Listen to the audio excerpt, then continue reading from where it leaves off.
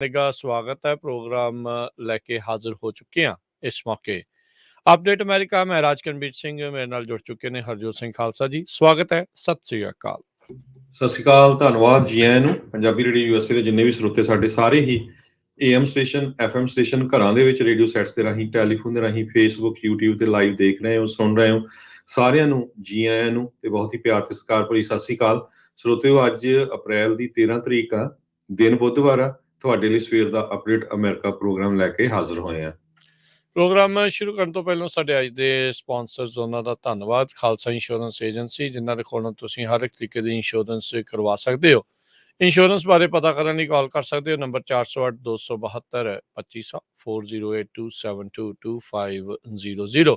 ਟੇਰਕੇਣਾ immigration ਲਾ firm immigration ਦਾ ਹੋਵੇ ਕਿਸੇ ਵੀ ਤਰੀਕੇ ਦਾ ਕੰਮ ਕਾਲ ਅਟਰਨੀ ਜੇ ਟੇਰਕੇਣਾ 415 909 0503 4159090503। Manjeet Singh Narendra Kaur Kular Avtar Singh Manzil Clovis Amarjit Singh Stockton Nachhattar Singh Sangha Clovis Satnam Singh Amarjit Singh Dosanjh Sunny Purewal Yuba City Paramjit Singh Deol Fresno Lakhvir Singh Samra Texas Kamaljit Singh Makhan Daulatpuria Stockton Onkar Singh Fresno Major Singh Sidhu Vinder Singh Dhaliwal Hardial Singh Inderjit Kaur Dhaliwal Bakersfield Jassi Gill Raminder Basra Talwinder Gill Bakersfield Harjit Singh Lathrop Karnail Singh Randhawa Sacramento Antelope truck stop Burns Wyoming ਤੇ Xander group ਜਿੱਥੇ ਤੁਸੀਂ ਹੋਮ ਲੋਨਸ ਘਰ ਖਰੀਦਣ ਅਤੇ ਘਰ ਵੇਚਣ ਵਾਲੀਆਂ ਸਾਰੀਆਂ ਸਰਵਿਸਿਜ਼ ਲੈ ਸਕਦੇ ਹੋ। ਅੱਜ ਹੀ ਕਾਲ ਕਰੋ ਮੋਹਨ ਚੀਮਾ 8559052575। ਇਹਨਾਂ ਸਾਰਿਆਂ ਦਾ ਧੰਨਵਾਦ। ਜੇਕਰ ਤੁਸੀਂ ਜਾਂ ਕੋਈ ਹੋਰ ਕਾਰੋਬਾਰ ਇਸ ਪ੍ਰੋਗਰਾਮ ਨੂੰ ਸਪਾਂਸਰ ਕਰਨਾ ਚਾਹੁੰਦੇ ਹੋ ਸੰਪਰਕ ਕਰ ਸਕਦੇ ਹੋ 408 722 7698 ਦੇ ਉੱਤੇ।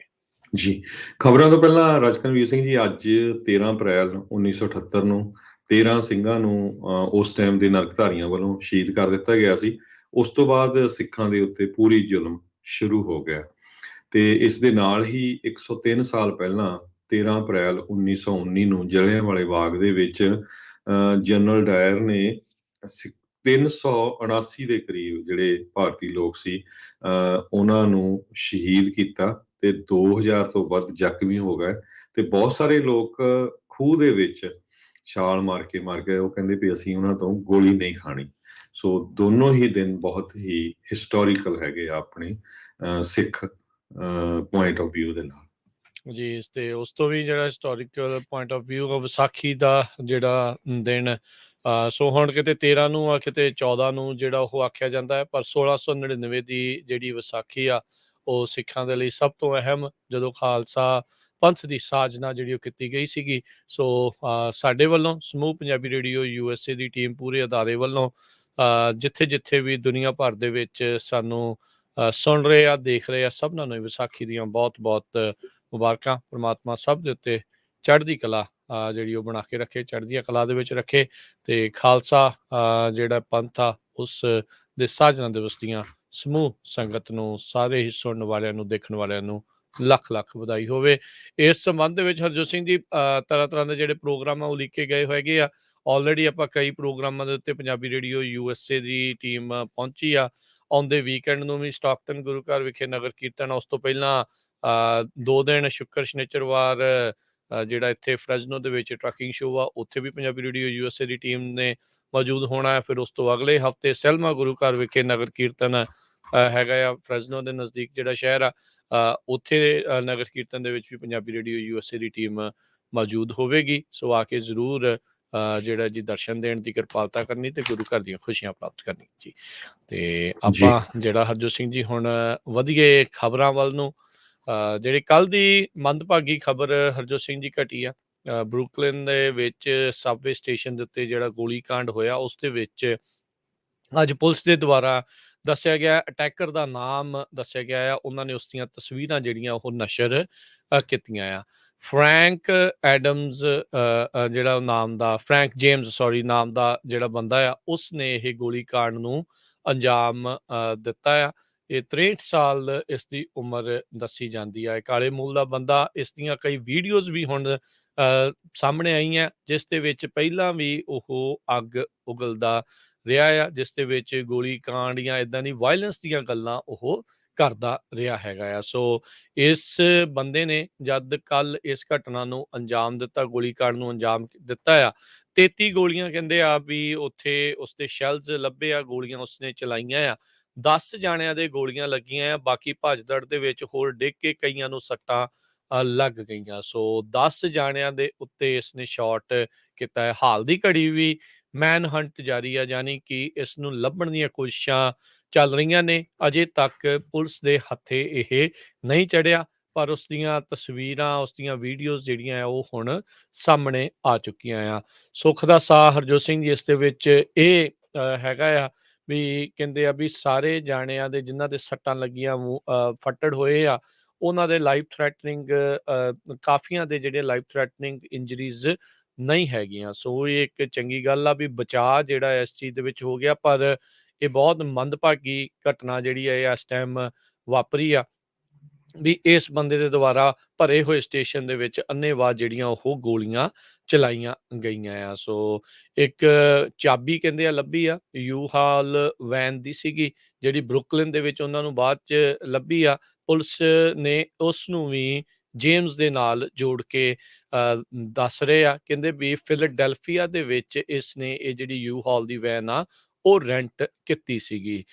ਜਿਹੜੇ ਚੀਫ ਡਿਟੈਕਟਿਵਸ ਹੈਗੇ ਨੇ ਨਿਊਯਾਰਕ ਪੁਲਿਸ ਦੇ, ਉਹਨਾਂ ਨੇ ਆਲਰੇਡੀ ਇਸ ਨੂੰ ਪਰਸਨ ਆਫ ਇੰਟਰਸਟ ਦੇ ਵਜੋਂ ਡਿਸਕ੍ਰਾਈਬ ਕੀਤਾ ਹੈਗਾ ਆ। ਕਹਿੰਦੇ ਵੀ ਅਸੀਂ ਹਰ ਇੱਕ ਕੋਸ਼ਿਸ਼ ਕਰ ਰਹੇ ਆ ਇਸ ਬੰਦੇ ਨੂੰ ਲੱਭਣ ਦੀ। ਜੇ ਕਿਸੇ ਨੂੰ ਵੀ ਪਤਾ ਲੱਗਦਾ ਹੈ, ਕਹਿੰਦੇ ਵੀ ਸਿੱਧੇ ਉਸ ਨੂੰ ਜਿਹੜਾ ਕਹਿ ਲਓ ਵੀ ਉਹ ਨਾ ਉਹਦੇ ਸਾਹਮਣੇ ਜਾਇਆ ਜਾਵੇ, ਡੇਂਜਰਸ ਇਸ ਨੂੰ ਮੰਨਿਆ ਜਾਵੇ ਤੇ ਪੁਲਿਸ ਨੂੰ ਪਰ ਤੁਰੰਤ ਇਤਲਾਹ ਜਿਹੜੀ ਉਹ ਕੀਤੀ ਜਾਵੇ। ਜੀ, ਸੋ ਬਿਲਕੁਲ ਇਹ ਪਹਿਲਾਂ ਤੋਂ ਹੀ ਬਹੁਤ ਜ਼ਿਆਦਾ ਹੇਟ ਫੈਲਾ ਰਿਹਾ ਸੀ ਸੋਸ਼ਲ ਮੀਡੀਆ ਦੇ ਉੱਤੇ। 62 ਸਾਲਾਂ ਦਾ ਜੇਮਸ, ਇਸ ਨੇ ਗੋਰਿਆਂ ਦੇ ਪ੍ਰਤੀ, ਲਟੀਨੋਸ ਦੇ ਪ੍ਰਤੀ, ਏਸ਼ੀਅਨ ਦੇ ਪ੍ਰਤੀ ਕਾਫੀ ਗਲਤ ਸ਼ਬਦਾਵਲੀ ਵਰਤੀ ਹੈਗੀ ਆ, ਤੇ ਕਹਿੰਦਾ ਵੀ ਮੈਂ ਚਾਹੁੰਦਾ ਵੀ ਮੇਰੇ ਅੱਖਾਂ ਦੇ ਸਾਹਮਣੇ ਹੀ ਸਾਰੇ ਮਰਨ। ਸੋ ਕਾਫੀ ਆਪਾਂ ਇਹਨੂੰ ਪਾਗਲ ਬੰਦਾ ਕਹਿ ਸਕਦੇ ਹਾਂ।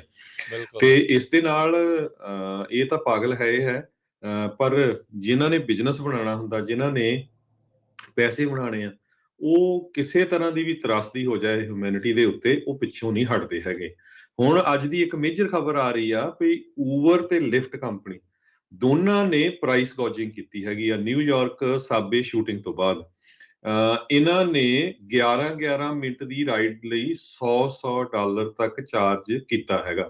ਸੋ ਜਿਹਦੇ ਨਾਲ ਉੱਥੇ ਲੋਕਾਂ ਦੇ ਵਿੱਚ ਹਾਹਾਕਾਰ ਮਚੀ। ਲੋਕਾਂ ਨੇ ਟਵਿੱਟਰ ਦੇ ਉੱਤੇ, ਇੰਸਟਾਗ੍ਰਾਮ ਤੇ ਆਪਣੇ ਬਿੱਲਾਂ ਦੀਆਂ ਜਿਹੜੀਆਂ ਰਸੀਦਾਂ ਉਹ ਪੋਸਟ ਕੀਤੀਆਂ ਵੀ ਦੇਖੋ ਕਿੰਨੀ ਲੁੱਟ ਮਚਾ ਰਹੇ ਆ। ਇੱਕ ਪਾਸੇ ਤਾਂ 29 ਦੇ ਕਰੀਬ ਲੋਕ ਫੱਟੜ ਹੋ ਗਏ ਆ, 10 ਦੇ ਗੋਲੀਆਂ ਦੇ ਸ਼ਰਲੇ ਜਿਹੜੇ ਆ ਉਹ ਲੱਗੇ ਹੈਗੇ ਆ, ਤੇ ਦੂਸਰੇ ਪਾਸੇ ਲੋਕ ਡਰਦੇ ਮਾਰੇ ਉਸ ਏਰੀਏ ਚੋਂ ਭੱਜਣਾ ਚਾਹੁੰਦੇ ਆ, ਤੇ ਊਬਰ ਲਿਫਟ ਨੇ ਪੂਰੀ ਲੁੱਟ ਮਚਾਈ।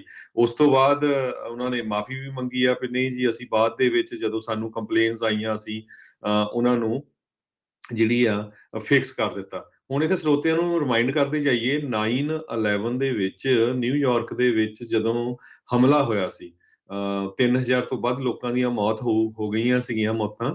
ਉਸ ਟਾਈਮ ਦੇ ਉੱਤੇ 3000 ਤੋਂ ਵੱਧ ਪੰਜਾਬੀ ਮੂਲ ਦੇ ਟੈਕਸੀ ਡਰਾਈਵਰ ਸੀ। ਉਹਨਾਂ ਨੇ ਕਿੰਨੇ ਦਿਨ ਫ੍ਰੀ ਰਾਈਡਸ ਦਿੱਤੀਆਂ ਲੋਕਾਂ ਨੂੰ ਉੱਥੇ। ਤੇ ਅਨਫੋਰਚੂਨੇਟ ਪਾਰਟ ਇਹ ਆ ਵੀ ਪਿਛਲੇ ਇੱਕ ਹਫ਼ਤੇ ਦੇ ਦੌਰਾਨ 3 ਸਿੱਖਾਂ ਨੂੰ ਬੁਰੀ ਤਰ੍ਹਾਂ ਨਿਊਯਾਰਕ ਦੇ ਵਿੱਚ ਕੁੱਟਿਆ ਗਿਆ ਹੈ। ਇੱਕ ਬਜ਼ੁਰਗ ਨੂੰ ਉਹ ਆਪਾਂ ਨਿਰਮਲ ਸਿੰਘ ਉਹਨਾਂ ਨਾਲ ਤੁਹਾਡੀ ਖਬਰ ਸਾਂਝੀ ਕੀਤੀ ਸੀ, ਤੇ ਕੱਲ ਫਿਰ 2 ਆਪਣੇ ਜਿਹੜੇ ਸਿੱਖ ਸੀ ਉਹਨਾਂ ਦੀਆਂ ਦਸਤਾਰਾਂ ਵੀ ਲਾਈਆਂ ਗਈਆਂ ਤੇ ਉਹਨਾਂ ਨੂੰ ਕੁੱਟਿਆ ਗਿਆ, ਤੇ ਦੋਨੋਂ ਇਨਸੀਡੈਂਟ ਦੇ ਵਿੱਚ ਕਾਲੇ ਮੂਲ ਦੇ ਲੋਕ ਸੀਗੇ। ਸੋ ਇੱਕ ਪਾਸੇ ਤਾਂ ਦੇਖੋ ਪਈ ਸਿੱਖ ਜਦੋਂ ਵੀ ਕਿਤੇ ਵੀ ਆਫਤ ਆਉਂਦੀ ਹੈਗੀ ਆ ਵੀ ਆਪਣਾ ਸਾਰਾ ਕੁਝ ਉਹਦੇ ਤੇ ਬਾਰ ਦਿੰਦੇ ਆ, ਦੂਜੇ ਪਾਸੇ ਫਿਰ ਹੇਟ ਦਾ ਸ਼ਿਕਾਰ ਹੁੰਦੇ ਹੈਗੇ ਆ। ਸੋ ਊਬਰ ਲਿਫਟ ਦਾ ਜਿਹੜਾ ਆ ਇਹ ਵਿਰੋਧ ਬਿਲਕੁਲ ਕਰਨਾ ਚਾਹੀਦਾ। ਕੱਲ ਵੀ ਇੱਕ ਆਪਾਂ ਬਹੁਤ ਲੰਮੀ ਨਿਊਜ਼ ਸਾਂਝੀ ਕੀਤੀ ਸੀ ਜਿਹੜੀ NPR ਨੇ ਕਵਰ ਕੀਤੀ ਆ ਵੀ ਕਿਸ ਤਰ੍ਹਾਂ ਊਬਰ ਤੇ ਲਿਫਟ ਦੇ ਲਈ 50 ਤੋਂ ਵੱਧ ਲੋਕ ਕੰਮ ਕਰਦੇ ਜਿਨ੍ਹਾਂ ਦੀ ਮੌਤ ਹੋਈ ਕੰਮ ਦੇ ਦੌਰਾਨ। ਮੌਤ ਇਸ ਕਰਕੇ ਨਹੀਂ ਹੋਈ ਐਕਸੀਡੈਂਟ ਕਰਕੇ, ਜਿਨ੍ਹਾਂ ਨੂੰ ਕਿਸੇ ਨੂੰ ਸ਼ੂਟ ਕਰ ਦਿੱਤਾ ਗਿਆ, ਕਿੰਨਿਆਂ ਦੇ ਰੇਪ ਹੋਏ। ਸੋ ਕਿਸੇ ਨੂੰ ਕੋਈ ਫਾਈਨੈਂਸ਼ੀਅਲ ਸਪੋਰਟ ਨਹੀਂ ਮਿਲੀ ਉਸ ਕੰਪਨੀ ਵੱਲੋਂ।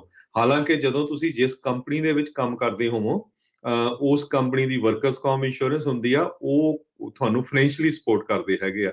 ਸੋ ਉਸ ਕਰਕੇ ਵੀ ਊਬਰ ਲਿਫਟ ਦਾ ਬਹੁਤ ਵਿਰੋਧ ਹੋਇਆ ਸੀ।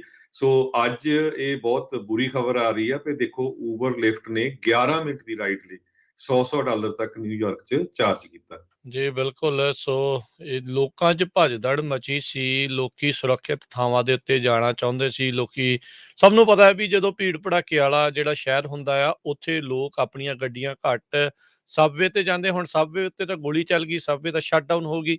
ਲੋਕਾਂ ਨੇ ਫਿਰ ਸੜਕ ਦੇ ਸਹਾਰੇ ਹੀ ਇੱਧਰ-ਉੱਧਰ ਜਿਹੜਾ ਉਹ ਜਾਣਾ ਸੀਗਾ। ਪਰ ਇਹਨਾਂ ਦੋਨਾਂ ਕੰਪਨੀਆਂ ਨੇ ਇਸ ਤਰਾਸਦੀ ਦੇ ਵਿੱਚ ਮੁਨਾਫ਼ਾ ਖੱਟਣ ਦੀ ਜਿਹੜੀ ਪੂਰੀ ਕੋਸ਼ਿਸ਼, ਸਰਜ ਪ੍ਰਾਈਸਿਸ ਜਿਹੜੀ ਆ ਉਹ ਚਲਾ ਦਿੱਤੀ ਜਾਂਦੀ ਆ। ਇਹ ਪਹਿਲੀ ਖਬਰ ਦੀਆਂ ਹਰਜੋਤ ਸਿੰਘ ਜੀ, ਇਸ ਤੋਂ ਪਹਿਲਾਂ ਵੀ ਊਬਰ ਨੇ ਇਦਾਂ ਦੀਆਂ ਲਾਹਨਤ ਭਰੀਆਂ ਗੱਲਾਂ ਜਿਹੜੀਆਂ ਆ ਉਹ ਕੀਤੀਆਂ ਹੈਗੀਆਂ ਆ। ਸੋ ਹੁਣ ਤੁਸੀਂ ਦੇਖੋ ਵੀ ਬਣ ਕੀ ਜਿਹੜਾ ਹੋ ਰਿਹਾ ਆ। ਆਪਾਂ ਯਾਦ ਆ ਹਰਜੋਤ ਸਿੰਘ ਜੀ, ਜਦੋਂ ਪ੍ਰੋਪੋਜੀਸ਼ਨ ਦੀ ਕੱਲ ਵੀ ਗੱਲ ਕਰ ਰਹੇ ਸੀਗੇ ਵੀ ਜੀ, ਜਦੋਂ ਕਹਿੰਦੇ ਸੀ ਵੀ ਇੰਪਲੋਈ ਬਣਾ ਲਓ ਇਹਨਾਂ ਨੂੰ, ਲੋਕੀ ਜਿਹੜੇ ਕੰਮ ਕਰਦੇ ਸੀ ਉਹ ਕਰਦੇ ਸੀਗੇ, ਪਰ ਦੂਜੇ ਲੋਕਾਂ ਨੂੰ, ਸਾਰੀ ਦੁਨੀਆ ਨੂੰ ਭਰਮਾ ਲਿਆ ਉਹਨਾਂ ਨੇ ਵੀ ਨਹੀਂ ਜੀ, ਇਹਨਾਂ ਨੂੰ ਇੰਪਲੋਈ ਬਣਾ ਕੇ ਕੋਈ ਫਾਇਦਾ ਨਹੀਂ ਆ। ਪ੍ਰਾਈਸਾਂ ਜਿਹੜੀਆਂ ਜੀ ਉਹ ਚੱਕ ਹੋ ਜਾਣਗੀਆਂ, ਏਦਾਂ ਹੋ ਜਾਣਾ, ਓਦਾਂ ਹੋ ਜਾਣਾ। ਤੇ ਹੁਣ ਦੇਖ ਲਓ ਕੀ ਹੁੰਦਿਆ ਆ। ਉੱਥੇ 50 ਲੋਕ ਮਰ ਗਏ, ਕੋਈ ਉਹਨਾਂ ਨੂੰ ਕੰਪਨਸੇਸ਼ਨ ਨਹੀਂ, ਕੋਈ ਕੁਛ ਨਹੀਂ। ਕਈਆਂ ਦੇ ਨਾਲ ਬਲਾਤਕਾਰ, ਬਦਸਲੂਕੀਆਂ, ਕਈ ਤਰੀਕੇ ਦਾ ਚੀਜ਼ਾਂ ਦਾ ਸਾਹਮਣਾ ਕਰਨਾ ਪੈ ਰਿਹਾ ਆ।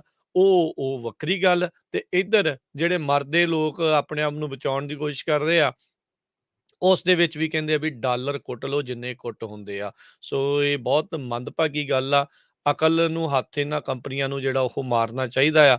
ਪਰ ਇਵੈਂਚੁਅਲੀ ਹਰਜੋਤ ਸਿੰਘ ਜੀ ਇੱਦਾਂ ਆ ਵੀ ਜਿਹੜਾ ਯੂਜ਼ਰ ਆ, ਕਸਟਮਰ ਆ, ਉਹ ਭੁੱਲ ਜਾਂਦਾ ਆ ਥੋੜ੍ਹੇ ਦਿਨਾਂ ਬਾਅਦ ਇਹ ਚੀਜ਼ਾਂ ਨੂੰ। ਤੇ ਫਿਰ ਉਹੀ ਚੀਜ਼ ਮੁੜ ਕੇ ਦੁਬਾਰਾ ਇਹਨਾਂ ਦੀ ਮੋਨੋਪਲੀ ਜਿਹੜੀ ਹੁਣ ਬਣੀ ਪਈ ਆ, ਉਸ ਦੇ ਵਿੱਚ ਉਹ ਕਰੀ ਜਾ ਰਹੇ ਆ। ਹੁਣ ਦੇਖੋ 11-11 ਮਿੰਟ ਦੀ ਰਾਈਡ ਦੇ ਲਈ $100 ਜਿਹੜਾ ਉਹ ਚਾਰਜ ਕਰ ਰਹੇ ਹੈਗੇ ਆ। ਤੇ ਇਹ ਜੀ। ਜਿਹੜੀ ਸਥਿਤੀ ਆ ਇਸ ਟਾਈਮ ਬਣੀ ਪਈ ਹੈਗੀ ਆ। ਸੋ ਇੱਕ ਬੀਬੀ ਸ਼ੈਨਨ ਮੈਕਡੋਂਗ ਨੇ ਟਵਿੱਟਰ ਦੇ ਉੱਤੇ ਪਾਇਆ ਵੀ over turn of surge in Sunset Park, people are scared, let them get out safely. So ਵੀ ਲੋਕ ਸਕੇਅਰਡ ਹੋਏ ਆ, ਉੱਥੇ ਬੰਬ ਚੱਲ ਕੇ ਹਟਿਆ ਸੀ ਸਮੋਕ ਦਾ, ਤੇ ਕਿੰਨੇ ਫੱਟੜ ਹੋਏ ਆ ਲੋਕ, ਉੱਥੋਂ ਸੇਫਲੀ ਭੱਜਣਾ ਚਾਹੁੰਦੇ ਆ, ਬਾਹਰ ਜਾਣਾ ਚਾਹੁੰਦੇ ਆ, ਤੇ ਤੁਸੀਂ ਪੂਰੀ ਲੁੱਟ ਮਚਾਈ ਹੋ ਆ। ਸੋ ਉਸ ਬੀਬੀ ਨੇ ਉੱਥੋਂ ਜਦੋਂ ਰਾਈਡ ਲਈ 11:21 ਤੇ ਊਬਰ ਐਕਸ ਤੋਂ 4 ਮਿੰਟ ਦੂਰੀ ਤੱਕ ਉਹਨੂੰ $68 ਤੇ 49 ਸੈਂਟ ਚਾਰਜ ਕੀਤੇ ਗਏ। ਜੀ, ਜੀ ਬਿਲਕੁਲ। ਸੋ ਤੁਸੀਂ ਦੇਖ ਲਓ ਕੀ ਜਿਹੜਾ ਇਹ ਸਥਿਤੀ ਜਿਹੜੀ ਬਣੀ ਹੈ। ਕਈ ਲੋਕ ਤਾਂ ਇਹ ਕਹਿੰਦੇ ਆ ਵੀ ਇਹ ਤਾਂ ਚਲੋ ਕੈਲੀਫੋਰਨੀਆ 'ਚ AB5 ਆਇਆ, ਬਾਕੀ ਸਾਰੇ ਥਾਵਾਂ ਤੇ ਨਹੀਂ। ਇਹ ਤਾਂ ਨਿਊਯਾਰਕ ਦੇ ਵਿੱਚ ਜਿਹੜਾ ਉਹ ਦੇਖਿਆ ਜਾ ਰਿਹਾ ਹੈਗਾ ਵੀ ਉੱਥੇ ਇਹ ਸਥਿਤੀ ਜਿਹੜੀ ਬਣੀ ਪਈ ਹੈਗੀ ਆ। ਸੋ ਅਕਲ ਨੂੰ ਇਹਨਾਂ ਨੂੰ ਹਰਜੋਤ ਸਿੰਘ ਜੀ ਹੱਥ ਮਾਰਨਾ ਜਿਹੜਾ ਉਹ ਚਾਹੀਦਾ ਆ। ਲੋਕਾਂ ਨੇ ਸ਼ਿਕਾਇਤ ਕੀਤੀ, ਫਿਰ ਇਹ ਨਹੀਂ ਵੀ ਇਹਨਾਂ ਨੇ ਆਪਣੇ ਪੱਧਰ ਦੇ ਉੱਤੇ ਵੀ ਇਹ ਕਰਨ ਵੀ ਕਿਸ ਤਰੀਕੇ ਦੇ ਨਾਲ ਵੀ ਇਹਨਾਂ ਨੂੰ ਪਹਿਲੋਂ ਹੀ ਦੇਖ ਲੈਣਾ ਚਾਹੀਦਾ ਵੀ ਕੋਈ ਆਫ਼ਤ ਆਵੇ ਤਾਂ ਸਗੋਂ ਲੋਕਾਂ ਨੂੰ ਡਿਸਕਾਊਂਟਡ ਪ੍ਰਾਈਸ ਚਾਹੀਦੇ ਆ, ਨਾ ਕਿ ਉਹਨਾਂ ਨੂੰ ਸਰਜ ਪ੍ਰਾਈਸਿਸ ਜਿਹੜੇ ਉਹ ਚਾਹੀਦੇ ਆ। ਲਿਫਟ ਦਾ ਇਹਨਾਂ ਦਾ ਇੱਕ ਆਪਣਾ ਸਿਸਟਮ ਜਿਹੜਾ ਹੈਗਾ ਪ੍ਰਾਈਮ ਟਾਈਮ ਕਰਕੇ ਉਹ ਜੀ, ਕਰਦੇ ਆ। ਜਦੋਂ ਕਹਿੰਦੇ ਆ ਵੀ ਰਾਈਡ ਲੈਣ ਵਾਲੇ ਵੱਧ ਜਾਂਦੇ ਆ ਕਾਰਜ਼ ਅਵੇਲੇਬਲ ਦੇ ਨਾਲੋਂ, ਤਾਂ ਫਿਰ ਉਹ ਪ੍ਰਾਈਸ ਜਿਹੜਾ ਉਹ ਚੱਕ ਦਿੰਦੇ ਆ। ਇਹੋ ਜਿਹੇ ਮੌਕੇ ਦੇ ਉੱਤੇ ਸਾਰਿਆਂ ਨੂੰ ਭੱਜਦੜ ਜਿਹੜੀ ਉਹ ਮਚੀ ਹੁੰਦੀ ਆ, ਦੌੜ ਰਹੇ ਹੁੰਦੇ ਆ। ਉਹ ਕੋਈ ਊਬਰ ਵੀ ਕਰਦਾ ਹੈ, ਲਿਫਟ ਵੀ ਕਰਦਾ ਹੈ, ਤੇ ਆਟੋਮੈਟਿਕਲੀ ਰਾਈਡਰਸ਼ਿਪ ਵਧਣੀ ਆ ਨੰਬਰ ਆਫ ਕਾਰਸ ਦੇ ਨਾਲੋਂ। ਤਾਂ ਉਹ ਫਿਰ ਜਿਹੜੀ ਸਰਜ ਪ੍ਰਾਈਸਿੰਗ ਜਿਹੜੀ ਆ ਉਹ ਕਰ ਦਿੱਤੇ ਆ। ਸੋ ਊਬਰ ਨੂੰ ਕਹਿੰਦੇ ਮੈਨੂਅਲੀ ਬਾਅਦ ਦੇ ਵਿੱਚ ਸਰਜ ਪ੍ਰਾਈਸਿੰਗ ਡਿਸੇਬਲ ਜਿਹੜੀ ਉਹ ਕੀਤੀ ਗਈ ਸ਼ੂਟਿੰਗ ਦੇ ਇਰਦ ਗਿਰਦ ਦੇ ਜਿਹੜੇ ਉਹ ਇਲਾਕਿਆਂ ਦੇ ਵਿੱਚ, ਜਿਹੜਾ ਕਹਿੰਦੇ ਵੀ ਆਟੋਮੈਟਿਕਲੀ ਪਹਿਲਾਂ ਔਨ ਹੋ ਗਈ ਸੀਗੀ। ਸੋ ਇਹ ਇੱਕ ਮਾੜੀ ਪ੍ਰੈਕਟਿਸ ਹੈਗੀ ਇਹਨਾਂ ਦੀ ਬਿਜ਼ਨਸ ਦੇ ਵਜੋਂ। ਹੋ ਸਕਦਾ ਵੀ ਕਈ ਲੋਕ ਪੱਕੇ ਤੌਰ ਦੇ ਉੱਤੇ ਇਸ ਨੂੰ ਛੱਡ ਵੀ ਜੀ। ਜਾਣ ਵੀ ਸੋ ਅਸੀਂ ਨਹੀਂ ਬਿਲਕੁਲ ਜਿਹੜਾ ਇਹਨਾਂ ਜੀ ਵਿੱਚ ਇਹਨਾਂ ਦੀ ਜਿਹੜੇ ਵਰਤਣੀ। ਪ੍ਰਾਈਸ ਗੋਜਿੰਗ ਦੇ ਅੰਡਰ ਜਿਹੜੀ ਹੈ, ਇਹਨਾਂ ਨੂੰ ਫਾਈਨ ਵੀ ਹੋਣਾ ਚਾਹੀਦਾ ਹੈ ਅਥਾਰਟੀਜ਼ ਵੱਲੋਂ। ਤੇ ਅਗਲੀ ਖਬਰ ਵੱਲ ਚੱਲੀਏ। ਟੈਕਸਸ ਤੇ ਵਾਸ਼ਿੰਗਟਨ ਡੀਸੀ ਦਾ ਟੱਕਰ ਸਿੱਧੀ ਹੁਣ ਇਸ ਟਾਈਮ ਚੱਲ ਰਹੀ ਹੈਗੀ ਆ। ਟੈਕਸਸ ਦੇ ਗਵਰਨਰ ਨੇ ਇਹ ਕਿਹਾ ਸੀ ਵੀ ਜਿੰਨੇ ਵੀ ਅਨਡਾਕੂਮੈਂਟਡ ਲੋਕ ਬਾਰਡਰ ਤੇ ਫੜੇ ਜਾਣਗੇ, ਆਪਾਂ ਬੱਸਾਂ ਭਰ ਕੇ ਸਿੱਧੇ ਵਾਸ਼ਿੰਗਟਨ ਡੀਸੀ ਕੈਪੀਟਲ ਦੇ ਸਾਹਮਣੇ ਛੱਡਾਂਗੇ। ਤੇ ਉਹਨਾਂ ਨੇ ਬੱਸਾਂ ਭਰ ਕੇ ਛੱਡਣੇ ਵੀ ਸ਼ੁਰੂ ਕਰ ਦਿੱਤੇ। ਹੁਣ ਕੱਲ ਤੋਂ ਇੱਕ ਬਹੁਤ ਵੱਡੀ ਪ੍ਰੋਬਲਮ ਮੈਕਸੀਕੋ ਤੇ ਟੈਕਸਸ ਦੇ ਵਿੱਚ ਚੱਲ ਰਹੀ ਆ। ਜਿੰਨੇ ਵੀ ਟਰੱਕਰਸ ਐਂਟਰ ਹੋ ਰਹੇ ਆ ਯੂਐਸ ਬਾਰਡਰ ਤੇ ਟੈਕਸਸ ਵਾਲੀ ਸਾਈਡ ਤੋਂ, ਟੈਕਸਸ ਦੇ ਟਰੂਪਰਸ ਕਹਿੰਦੇ ਆ ਵੀ ਅਸੀਂ ਹਰ ਇੱਕ ਟਰੱਕ ਨੂੰ ਪੂਰੀ ਤਰ੍ਹਾਂ ਸਰਚ ਕਰਾਂਗੇ ਵੀ ਉਹਦੇ ਵਿੱਚ ਕੋਈ ਇਲੀਗਲ ਬੰਦੇ ਤਾਂ ਨਹੀਂ ਲੰਘਾ ਰਿਹਾ। ਤੇ ਇੱਕ ਟਰੱਕ ਨੂੰ ਸਰਚ ਕਰਨ ਦੇ ਲਈ 45 ਮਿੰਟ ਤੋਂ 1 ਘੰਟਾ ਲੱਗ ਰਿਹਾ ਹੈਗਾ। ਜਿਹਨੂੰ ਦੇਖਦੇ ਹੋਏ ਮੈਕਸੀਕੋ ਦੇ ਟਰੱਕਰਸ ਨੇ ਬਾਰਡਰ ਦੇ ਉੱਤੇ ਸਟ੍ਰਾਈਕ ਕਰ ਦਿੱਤੀ ਆ। ਉਹ ਕਹਿੰਦੇ ਵੀ ਸਾਨੂੰ ਬਹੁਤ ਲੰਮਾ ਸਮਾਂ ਲੱਗਦਾ ਆ ਟਰੱਕ ਕ੍ਰਾਸ ਕਰਨ ਲਈ, ਸੋ ਇਸ ਕਰਕੇ ਅਸੀਂ ਉੱਥੇ ਸਟ੍ਰਾਈਕ ਕਰਨ ਜਾ ਰਹੇ ਹੈਗੇ ਆ। ਸੋ ਇਹ ਇੱਕ ਇਸ਼ੂ ਬਣ ਰਿਹਾ ਕਿਉਂਕਿ ਬਹੁਤ ਸਾਰਾ ਜਿਹੜਾ ਵੈਜੀਟੇਬਲਸ ਫੂਡ ਮੈਕਸੀਕੋ ਤੋਂ ਹਰ ਰੋਜ਼ USA ਦੇ ਵਿੱਚ ਆਉਂਦਾ ਹੈਗਾ।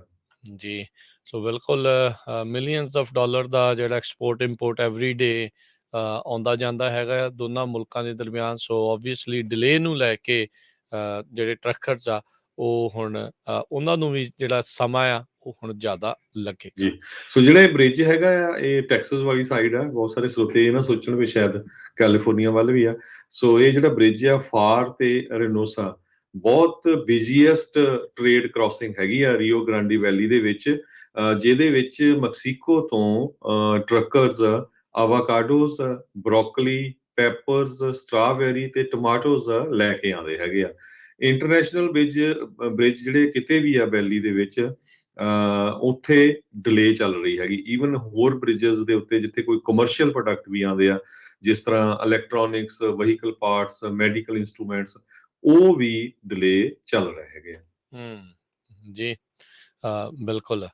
ਅਗਲੀ ਜਿਹੜੀ ਖਬਰ ਉਹ ਵੀ ਜਿਹੜੀ ਹਰਜੋਤ ਸਿੰਘ ਜੀ ਟੈਕਸ ਦੇ ਨਾਲ ਹੀ ਸੰਬੰਧਿਤ ਆ। ਟੋਰਨੇਡੋ ਕਹਿੰਦੇ ਵੀ ਉੱਥੇ ਆਇਆ ਜਿਸ ਕਰਕੇ 23 ਲੋਕ ਜ਼ਖਮੀ ਹੋ ਗਏ ਨੇ। ਸਟਾਰਮਸ ਸੈਂਟਰਲ US ਦੇ ਵਿੱਚ ਕਾਫੀ ਆ ਰਹੇ ਨੇ। ਬੈਲ ਕਾਉਂਟੀ ਦੇ ਵਿੱਚ ਸਟਾਰਮ ਤੋਂ ਬਾਅਦ 'ਚ 12 ਲੋਕਾਂ ਨੂੰ ਹਸਪਤਾਲ ਦੇ ਵਿੱਚ ਦਾਖਲ ਕਰਾਉਣਾ ਪਿਆ। ਆਸਟਨ ਦੇ ਜਿਹੜੇ ਆ ਨਾਰਥ ਵਾਲੇ ਪਾਸੇ ਨੂੰ ਇਹ ਇਲਾਕਾ ਹੈਗਾ ਆ। ਸੋ ਕਹਿੰਦੇ ਵੀ ਟੋਰਨੇਡੋਜ਼ ਦੇ ਨਾਲ ਕਾਫੀ ਨੁਕਸਾਨ, ਖਾਸ ਕਰਕੇ ਜਿਹੜਾ ਮਾਲੀ ਨੁਕਸਾਨ ਆ ਉਹ ਕਾਫੀ ਜ਼ਿਆਦਾ ਹੋਇਆ ਆ। ਸ਼ਾਮੀ 5:30 ਵਜੇ ਤੋਂ ਬਾਅਦ ਦੇ ਵਿੱਚ ਟੋਰਨੇਡੋ ਜਿਹੜੇ ਆ ਉਹ ਰਿਪੋਰਟ ਕੀਤੇ ਗਏ ਸੀ। ਸਲਾਡੋ ਬੈਲ ਕਾਉਂਟੀ ਦੇ ਵਿੱਚ 7 ਮੀਲ ਕਹਿੰਦੇ ਆ ਵੀ ਉਸ ਨੇ ਟਰੈਵਲ ਕੀਤਾ ਟੋਰਨੇਡੋ ਨੇ। ਬਹੁਤ ਵੱਡੇ ਵੱਡੇ ਰੁੱਖ ਜੜੋਂ ਪੱਟ ਕੇ ਬਿਲਡਿੰਗਸ ਜਿਹੜੀਆਂ ਆ ਉਸ ਨੇ ਡਿਸਟਰੋਏ ਕਰ ਦਿੱਤੀਆਂ। 23 ਲੋਕ ਕੁੱਲ ਇਸ ਟੋਰਨੇਡੋਜ਼ ਦੇ ਵਿੱਚ ਜ਼ਖਮੀ ਹੋਏ ਆ। ਸਲਾਡੋ ਉੱਦਾਂ ਤਾਂ 2300 ਪਾਪੂਲੇਸ਼ਨ ਵਾਲਾ ਇੱਕ ਛੋਟਾ ਜਿਹਾ ਹੀ ਸ਼ਹਿਰ ਹੈਗਾ ਆ। ਸ਼ਹਿਰ ਦੇ ਵਿੱਚ ਤਾਂ ਨਹੀਂ ਵੜਿਆ, ਉਸ ਦੇ ਨਜ਼ਦੀਕ ਜਿਹੜਾ ਉਹ ਲੰਘਿਆ, ਪਰ ਜੋ ਕੁਛ ਵੀ ਉਸਦੇ ਰਸਤੇ ਦੇ ਵਿੱਚ ਆਇਆ ਉਸ ਨੇ ਪੂਰੀ ਤਰ੍ਹਾਂ ਤਹਿਸ ਨਹਿਸ ਜਿਹੜਾ ਉਹ ਕਰ ਦਿੱਤਾ ਸੀਗਾ। ਸੋ ਜੇ ਮੰਨ ਲਓ ਰੱਬ ਨਾ ਕਰਦਾ ਵੀ ਕਿਤੇ ਭੀੜ ਭੜਾਕੇ ਵਾਲੇ ਇਲਾਕੇ ਦੇ ਵਿੱਚ ਇੱਦਾਂ ਦਾ ਟੋਰਨੇਡੋ ਆ ਜਾਂਦਾ ਤਾਂ ਉੱਥੇ ਮੁਸ਼ਕਿਲ ਆਉਣੀ ਸੀ। ਉੱਧਰ ਨਾਰਥ ਡਕੋਟਾ ਦੇ ਵਿੱਚ ਭਾਰੀ ਬਰਫ਼ਬਾਰੀ, ਵਿਜ਼ੀਬਿਲਟੀ ਕਹਿੰਦੇ ਆ ਬਹੁਤ ਘੱਟ ਇਸ ਟਾਈਮ ਹੈਗੀ ਆ। ਇੰਟਰਸਟੇਟ 94 ਜਿਹੜਾ ਆ ਉਹਦੇ ਨਾਲ ਚੱਲਦੇ ਜਿਹੜੇ ਹਾਈਵੇਜ਼, ਰੋਡਸ ਆ ਉਹ ਕਹਿੰਦੇ ਵੀ ਕਲੋਜ਼ ਕੀਤੇ ਗਏ ਨੇ। ਲਾਈਫ ਥ੍ਰੈਟਨਿੰਗ ਕੰਡੀਸ਼ਨਸ ਜਿਹੜੀਆਂ ਆ ਉਹ ਚੱਲ ਰਹੀਆਂ ਨੇ। ਉਧਰ ਟੋਰਨੇਡੋ ਵਾਚਿਸ ਦੇ ਅੰਡਰ ਆਇਓਵਾ, ਟੈਕਸਸ ਦੇ ਕੁਝ ਹਿੱਸੇ, ਅਰਕਨਸਾ ਦੇ ਤੇ ਲੁਜ਼ੀਆਨਾ ਦੇ ਜਿਹੜੇ ਇਲਾਕੇ ਆ ਉਹ ਰੱਖੇ ਗਏ ਨੇ। ਸੋ ਹਰਜੋਤ ਸਿੰਘ ਜੀ, ਮੌਸਮ ਦੇ ਵਿੱਚ ਦੇਖੋ ਇੰਨੀ ਜ਼ਿਆਦਾ ਤਬਦੀਲੀ, ਇੰਨੀਆਂ ਜ਼ਿਆਦਾ ਚੀਜ਼ਾਂ ਇਸ ਟਾਈਮ ਆਪਣੇ ਸਾਹਮਣੇ ਜਿਹੜੀਆਂ ਉਹ ਆ ਰਹੀਆਂ ਆ। ਅੱਗੇ ਆਉਂਦੇ ਸੀਗੇ ਟੋਰਨੇਡੋ ਵੀ, ਸਾਰਾ ਕੁਛ ਇੱਦਾਂ ਦੀਆਂ ਚੀਜ਼ਾਂ ਵਾਪਰਦੀਆਂ ਸੀ, ਪਰ ਇੰਨੀ ਤੇਜ਼ ਫ੍ਰੀਕੁਐਂਸੀ ਦੇ ਨਾਲ ਬਾਰ-ਬਾਰ ਜਿਹੜੇ ਆ ਉਹ ਆਉਣੇ ਹੁਣ ਰੀਸੈਂਟਲੀ ਕੁਛ ਜ਼ਿਆਦਾ ਹੀ ਵੱਧ ਚੁੱਕੇ ਨੇ। ਜੀ, ਅਗਲੀ ਖਬਰ ਨਿਊਯਾਰਕ ਤੋਂ ਆ ਰਹੀ ਆ। ਨਿਊਯਾਰਕ ਦੇ ਪੋਲੀਟੀਸ਼ੀਅਨ ਦੀ ਜਿਹੜੀ ਆ ਕੋਈ ਨਾ ਕੋਈ ਉਹਨਾਂ ਦੇ ਉੱਤੇ ਚਾਰजेस ਲੱਗ ਰਹੇ ਆ। ਪਿਛਲੇ ਸਾਲ ਨਿਊਯਾਰਕ ਦੇ ਗਵਰਨਰ ਐਂਡਰਿਊ ਕੁਓਮੋ ਦੇ ਉੱਤੇ ਚਾਰजेस ਲੱਗੇ ਸੀ ਸੈਕਸ਼ੂਅਲ ਹਰਾਸਮੈਂਟ ਦੇ, ਸੈਕਸ਼ੂਅਲ ਮਿਸਕੰਡਕਟ ਦੇ। ਤੇ ਉਸ ਟਾਈਮ ਦੇ ਉੱਤੇ ਸਿਟਿੰਗ ਲੈਫਟੀਨੈਂਟ ਗਵਰਨਰ ਕੈਥੀ ਹੋਚਲ ਸੀਗੇ। ਉਹਨਾਂ ਨੂੰ ਬਾਅਦ ਦੇ ਵਿੱਚ ਗਵਰਨਰ ਬਣਿਆ ਗਿਆ, ਉਹ ਇਸ ਟਾਈਮ ਗਵਰਨਰ ਆ। ਸੋ ਉਹਨਾਂ ਨੇ ਇੱਕ ਲੈਫਟੀਨੈਂਟ ਗਵਰਨਰ ਜਿਹੜਾ ਉਹਨਾਂ ਦਾ ਸਾਥੀ ਬ੍ਰਾਇਨ ਬੈਂਜਾਮਿਨ ਉਹ ਚੁਣਿਆ ਸੀ। ਸੋ ਬ੍ਰਾਇਨ ਬੈਂਜਾਮਿਨ ਨੂੰ ਅੱਜ ਅਸਤੀਫਾ ਦੇਣਾ ਪਿਆ ਕਿਉਂਕਿ ਉਹਦੇ ਉੱਤੇ ਫਰਾਡ ਚਾਰजेस ਤੇ ਇਲੀਗਲ ਕੈਂਪੇਨ ਫਾਈਨੈਂਸ ਸਕੀਮ ਦੇ ਚਾਰजेस ਲੱਗੇ ਹੈਗੇ ਆ। ਕਹਿੰਦੇ ਪਈ ਇਸ ਤੋਂ ਪਹਿਲਾਂ ਸਟੇਟ ਸੈਨੇਟਰ ਸੀ ਬ੍ਰਾਇਨ ਬੈਂਜਾਮਿਨ, ਤੇ ਉਸ ਨੂੰ 5 ਕਾਊਂਟਸ ਦੇ ਉੱਤੇ ਚਾਰਜ ਕੀਤਾ ਗਿਆ ਨਿਊਯਾਰਕ ਸਿਟੀ ਕੰਟਰੋਲਰ ਦੇ ਦੌਰਾਨ ਸਿਟੀ ਕੰਟਰੋਲਰ ਦੇ ਨਾਲ, ਕਿਉਂਕਿ ਉਸ ਨੇ ਰੀਅਲ ਸਟੇਟ ਡਿਵੈਲਪਰ ਤੋਂ ਅੰਡਰ ਦਾ ਟੇਬਲ ਜਿਹੜੇ ਆ ਹਜ਼ਾਰਾਂ ਹੀ ਡਾਲਰ ਲਏ ਇਲੀਗਲ ਕੈਂਪਨ ਵਾਸਤੇ, ਤੇ ਉਸ ਨੂੰ ਉਹ ਜਿਹੜੀ ਜਗ੍ਹਾ ਆ ਡਿਵੈਲਪ ਕਰਨ ਦੇ ਲਈ ਦਿੱਤੀ। ਸੋ ਜਦੋਂ ਇਹ ਪਤਾ ਚੱਲ ਗਿਆ, ਸੋ ਉਸਨੇ ਫਿਰ ਆਪਣੇ ਆਪ ਹੀ ਜਿਹੜਾ ਆ ਰਿਜ਼ਾਈਨ ਕਰ ਦਿੱਤਾ ਵੀ ਹਾਂ ਮੇਰੇ ਕੋਲੋਂ ਇਹ ਗਲਤੀ ਹੋਈ ਹੈਗੀ ਆ। ਜੀ, ਗਵਰਨਰ ਜਿਹੜੀ ਕੈਥੀ ਹੋਚਲ ਆ ਉਸਨੇ ਇਸ ਦਾ ਅਸਤੀਫਾ ਜਿਹੜਾ ਉਹ ਪ੍ਰਵਾਨ ਕਰ ਲਿਆ ਆ। ਗਵਰਨਰ ਨੇ ਸਟੇਟਮੈਂਟ ਦੇ ਵਿੱਚ ਕਿਹਾ ਵੀ ਲੀਗਲ ਪ੍ਰੋਸੈਸ ਕਿੱਦਾਂ ਪਲੇ ਆਊਟ ਹੋਊਗਾ, ਉਸ ਤੋਂ ਬਾਅਦ ਦੇ ਵਿੱਚ ਜਿਹੜਾ ਉਹ ਦੇਖਿਆ ਜਾਵੇਗਾ। ਪਰ ਕਹਿੰਦੇ ਵੀ ਇਹ ਕਲੀਅਰ ਹੈਗਾ ਆ ਵੀ ਇਹ ਸਰਵ ਨਹੀਂ ਕਰ ਸਕਦੇ ਲਿeutenant ਗਵਰਨਰ ਜਿੰਨੀ ਦੇਰ ਤੱਕ ਇਹ ਪ੍ਰੋਸੀਡਿੰਗਸ ਚੱਲਣਗੇ। ਇਹਨਾਂ ਨੂੰ ਅਰੈਸਟ ਵੀ, ਗ੍ਰਿਫਤਾਰ ਵੀ ਜਿਹੜਾ ਉਹ ਕਰ ਲਿਆ ਗਿਆ ਸੀ, ਤੇ ਜਿਹੜੀ ਬਰਾਈਬਰੀ ਸਕੀਮ ਇਹਨਾਂ ਦੇ ਉੱਤੇ ਜਿਹੜੇ ਦੋਸ਼ ਲੱਗ ਰਹੇ ਆ, ਉਸ ਤੋਂ ਬਾਅਦ ਦੇ ਵਿੱਚ ਇਹਨਾਂ ਨੇ ਅਸਤੀਫਾ ਦਿੱਤਾ ਸੀ। ਕੱਲ ਹਲਚਲ ਤਾਂ ਜਿਹੜੀ ਉਹ ਹੋਈ ਸੀ, ਤੇ ਕੱਲ ਹੀ ਫਿਰ ਇਸ ਦੇ ਹੁੰਦਿਆਂ ਇਹਨਾਂ ਨੇ ਸ਼ਾਮ ਤਾਈਂ ਫਿਰ ਅਸਤੀਫਾ ਜਿਹੜਾ ਉਹ ਦੇ ਦਿੱਤਾ ਸੀਗਾ। ਸੋ ਉੱਦਾਂ ਕਹਿੰਦੇ ਆ ਵੀ ਬੈਂਜਾਮਿਨ 2 ਹੋਰ ਡੈਮੋਕ੍ਰੇਟਸ ਦੇ ਅਗੇਂਸਟ ਜਿਹੜਾ ਉਹ ਰਨ ਕਰ ਲਿਆ ਸੀਗਾ ਆਉਣ ਵਾਲੀਆਂ ਜਿਹੜੀਆਂ ਇਹ ਇਲੈਕਸ਼ਨਸ ਆ ਉਸ ਦੇ ਵਿੱਚ। ਹੁਣ ਦੇਖੋ ਵੀ ਇਹਨਾਂ ਦੀ ਥਾਂ ਨੂੰ ਹੁਣ ਕੌਣ ਭਰੂਗਾ। ਸਾਲ ਦੇ ਵਿੱਚ 2 ਵੱਡੇ ਅਹੁਦੇਦਾਰ ਜਿਹੜੇ ਨਿਊਯਾਰਕ ਸਟੇਟ ਦੇ ਗਵਰਨਰ ਤੇ ਹੁਣ ਲਿeutenant ਗਵਰਨਰ, ਉਹਨਾਂ ਨੂੰ ਆਪਣੇ ਵਿਵਾਦਾਂ ਦੇ ਚੱਲਦਿਆਂ ਇੱਕ ਦੇ ਉੱਤੇ ਕਹਿ ਲਓ ਵੀ ਸੈਕਸ਼ੂਅਲ ਹਰਾਸਮੈਂਟ ਵਰਗੇ ਘਿਨਾਉਣੇ, ਤੇ ਇੱਕ ਦੇ ਉੱਤੇ ਭ੍ਰਿਸ਼ਟਾਚਾਰ ਦੇ ਜਿਹੜੇ ਜਿਹੜੇ ਚਾਰਜਸ ਤੋਂ ਬਾਅਦ ਜਿਹਨਾਂ ਨੂੰ ਅਸਤੀਫਾ ਜਿਹੜਾ ਉਹ ਦੇਣਾ ਪਿਆ ਹੈਗਾ ਆ। ਜੀ, ਸੋ ਕੈਥੀ ਹੋਚਲ ਜਿਹੜੇ ਉੱਥੇ ਦੇ ਗਵਰਨਰ ਆ, ਉਹਨਾਂ ਦਾ ਹੁਣ ਕਾਫੀ ਵਿਰੋਧ ਹੋ ਰਿਹਾ। ਕਹਿੰਦੇ ਵੀ ਜਿਹੜਾ ਇਹ ਨਵਾਂ ਬੰਬਸ਼ੈਲ ਡਿੱਗਿਆ ਹੈਗਾ ਉਹ ਉਹਨਾਂ ਦੇ ਲੈਕ ਆਫ ਐਕਸਪੀਰੀਅੰਸ ਤੇ ਪੂਅਰ ਜਜਮੈਂਟ ਤੇ ਡਿਪੈਂਡ ਕਰਦਾ ਹੈਗਾ, ਕਿਉਂਕਿ ਜਿਹੜੇ ਉਹਨਾਂ ਦੇ ਓਪੋਨੈਂਟਸ ਆ ਉਹ ਹੁਣ ਇਸ਼ੂ ਨੂੰ ਪੂਰਾ ਚੱਕਣਗੇ। ਸੋ ਦੇਖਦੇ ਆ, ਉੱਥੇ ਇਲੈਕਸ਼ਨ ਵੀ ਹੋਣੀ ਆ ਆਉਣ ਵਾਲੇ ਸਮੇਂ 'ਚ, ਕੀ ਬਣੂਗਾ।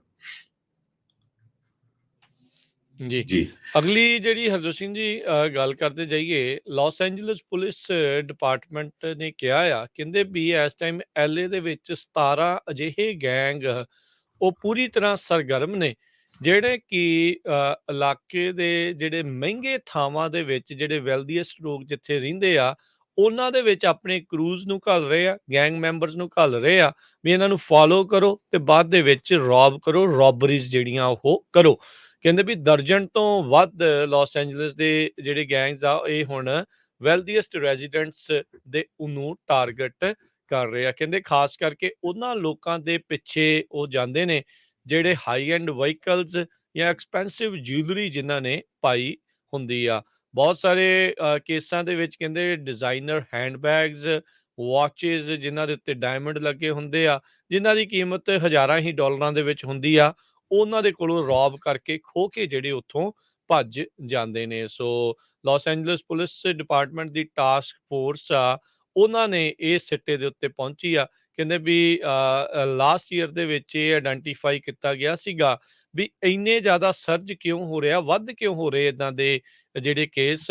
ਫੋਲੋ ਹੋਮ ਤੇ ਫੋਲੋ ਆਫ ਰੋਬਰੀਜ਼ ਜਿਹੜੀਆਂ ਆ, ਜਿਨ੍ਹਾਂ ਨੂੰ ਨਾਮ ਦਿੱਤਾ ਗਿਆ ਆ, ਉਸ ਦੇ ਵਿੱਚ ਇੱਦਾਂ ਦੇ ਹੀ ਜਿਹੜੇ ਪੀੜਤ ਲੋਕ ਆ ਉਹ ਸਾਹਮਣੇ ਆਏ ਆ ਵੀ ਇਹ ਜਿਹੜੇ ਪੀੜਤ ਆ ਵੀ ਹੈ ਤਾਂ ਚਲੋ ਵੈਲਦੀਐਸਟ ਨੇ, ਪਰ ਇਹਦਾ ਮਤਲਬ ਇਹ ਥੋੜ੍ਹੀ ਆ ਵੀ ਉਹਨਾਂ ਦੀਆਂ ਚੀਜ਼ਾਂ ਜਿਹੜੀਆਂ ਤੁਸੀਂ ਰੌਬ ਕਰਕੇ ਜਿਹੜਾ ਉਹ ਲਈ ਜਾਓ। ਕਹਿੰਦੇ ਘੱਟੋ ਘੱਟ 17 ਗੈਂਗ ਇਹਨਾਂ ਨੇ ਆਇਡੈਂਟੀਫਾਈ ਕੀਤੇ ਆ। ਕੈਪਟਨ ਜੋਨਾਥਨ ਟਿਪਟ ਜਿਹੜੇ ਇਸ ਟਾਸਕ ਫੋਰਸ ਨੂੰ ਹੈੱਡ ਕਰ ਰਹੇ ਆ, ਉਹਨਾਂ ਨੇ ਆਇਡੈਂਟੀਫਾਈ ਕੀਤਾ ਆ 165 ਅਜਿਹੀਆਂ ਰੋਬਰੀਜ਼ 2021 ਦੇ ਵਿੱਚ ਪਿਛਲੇ ਸਾਲ ਹੋਈਆਂ ਆ।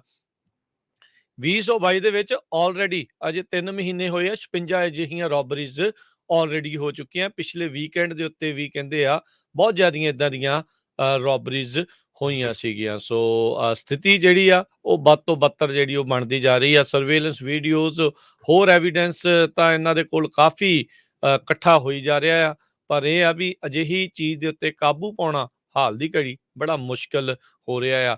ਇਹਨਾਂ ਸਾਰੇ ਕੇਸਾਂ ਦੇ ਵਿੱਚ 23 ਅਜਿਹੇ ਕੇਸ ਵੀ ਸੀਗੇ ਜਿਨ੍ਹਾਂ 'ਚ ਗੋਲੀ ਵੀ ਚੱਲ ਗਈ ਸੀਗੀ। ਸੋ ਹੁਣ ਤੱਕ 2 ਵਿਕਟਮ ਆ ਉਹ ਵੀ ਮਰ ਚੁੱਕੇ ਨੇ।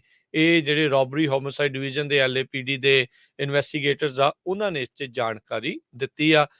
ਉਹ ਕਹਿ ਰਹੇ ਸੀ, ਕਹਿੰਦੇ ਵੀ 34 ਸਾਲ ਹੋ ਗਏ ਆ ਮੈਨੂੰ ਇਸ ਜੌਬ ਦੇ ਉੱਤੇ LAPD ਦੇ ਵਿੱਚ ਕੰਮ ਕਰਦਿਆਂ ਹੋਇਆ, ਪਰ ਅਜਿਹੀ ਚੀਜ਼ ਅੱਜ ਤੱਕ ਉਹਨਾਂ ਨੇ ਆਪਣੇ ਪੂਰੇ ਜਿਹੜੀ ਇਸ ਕੰਮ ਕਰਦੇ ਹੋਏ ਹਿਸਟਰੀ ਦੇ ਵਿੱਚ ਨਹੀਂ ਦੇਖੀ ਹੈਗੀ।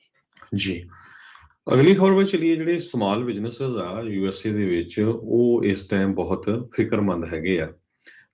ਦੋ ਰੀਜ਼ਨ ਉਹਦੇ ਵਿੱਚ ਆ, ਇੱਕ ਇਨਫਲੇਸ਼ਨ ਨੂੰ ਲੈ ਕੇ ਤੇ ਦੂਸਰਾ ਉਹਨਾਂ ਦੇ EMPLOYEES ਨੂੰ ਲੈ ਕੇ। ਕਹਿੰਦੇ ਪਏ ਇਨਫਲੇਸ਼ਨ ਇੰਨੀ ਜ਼ਿਆਦਾ ਵੱਧ ਗਈ ਆ।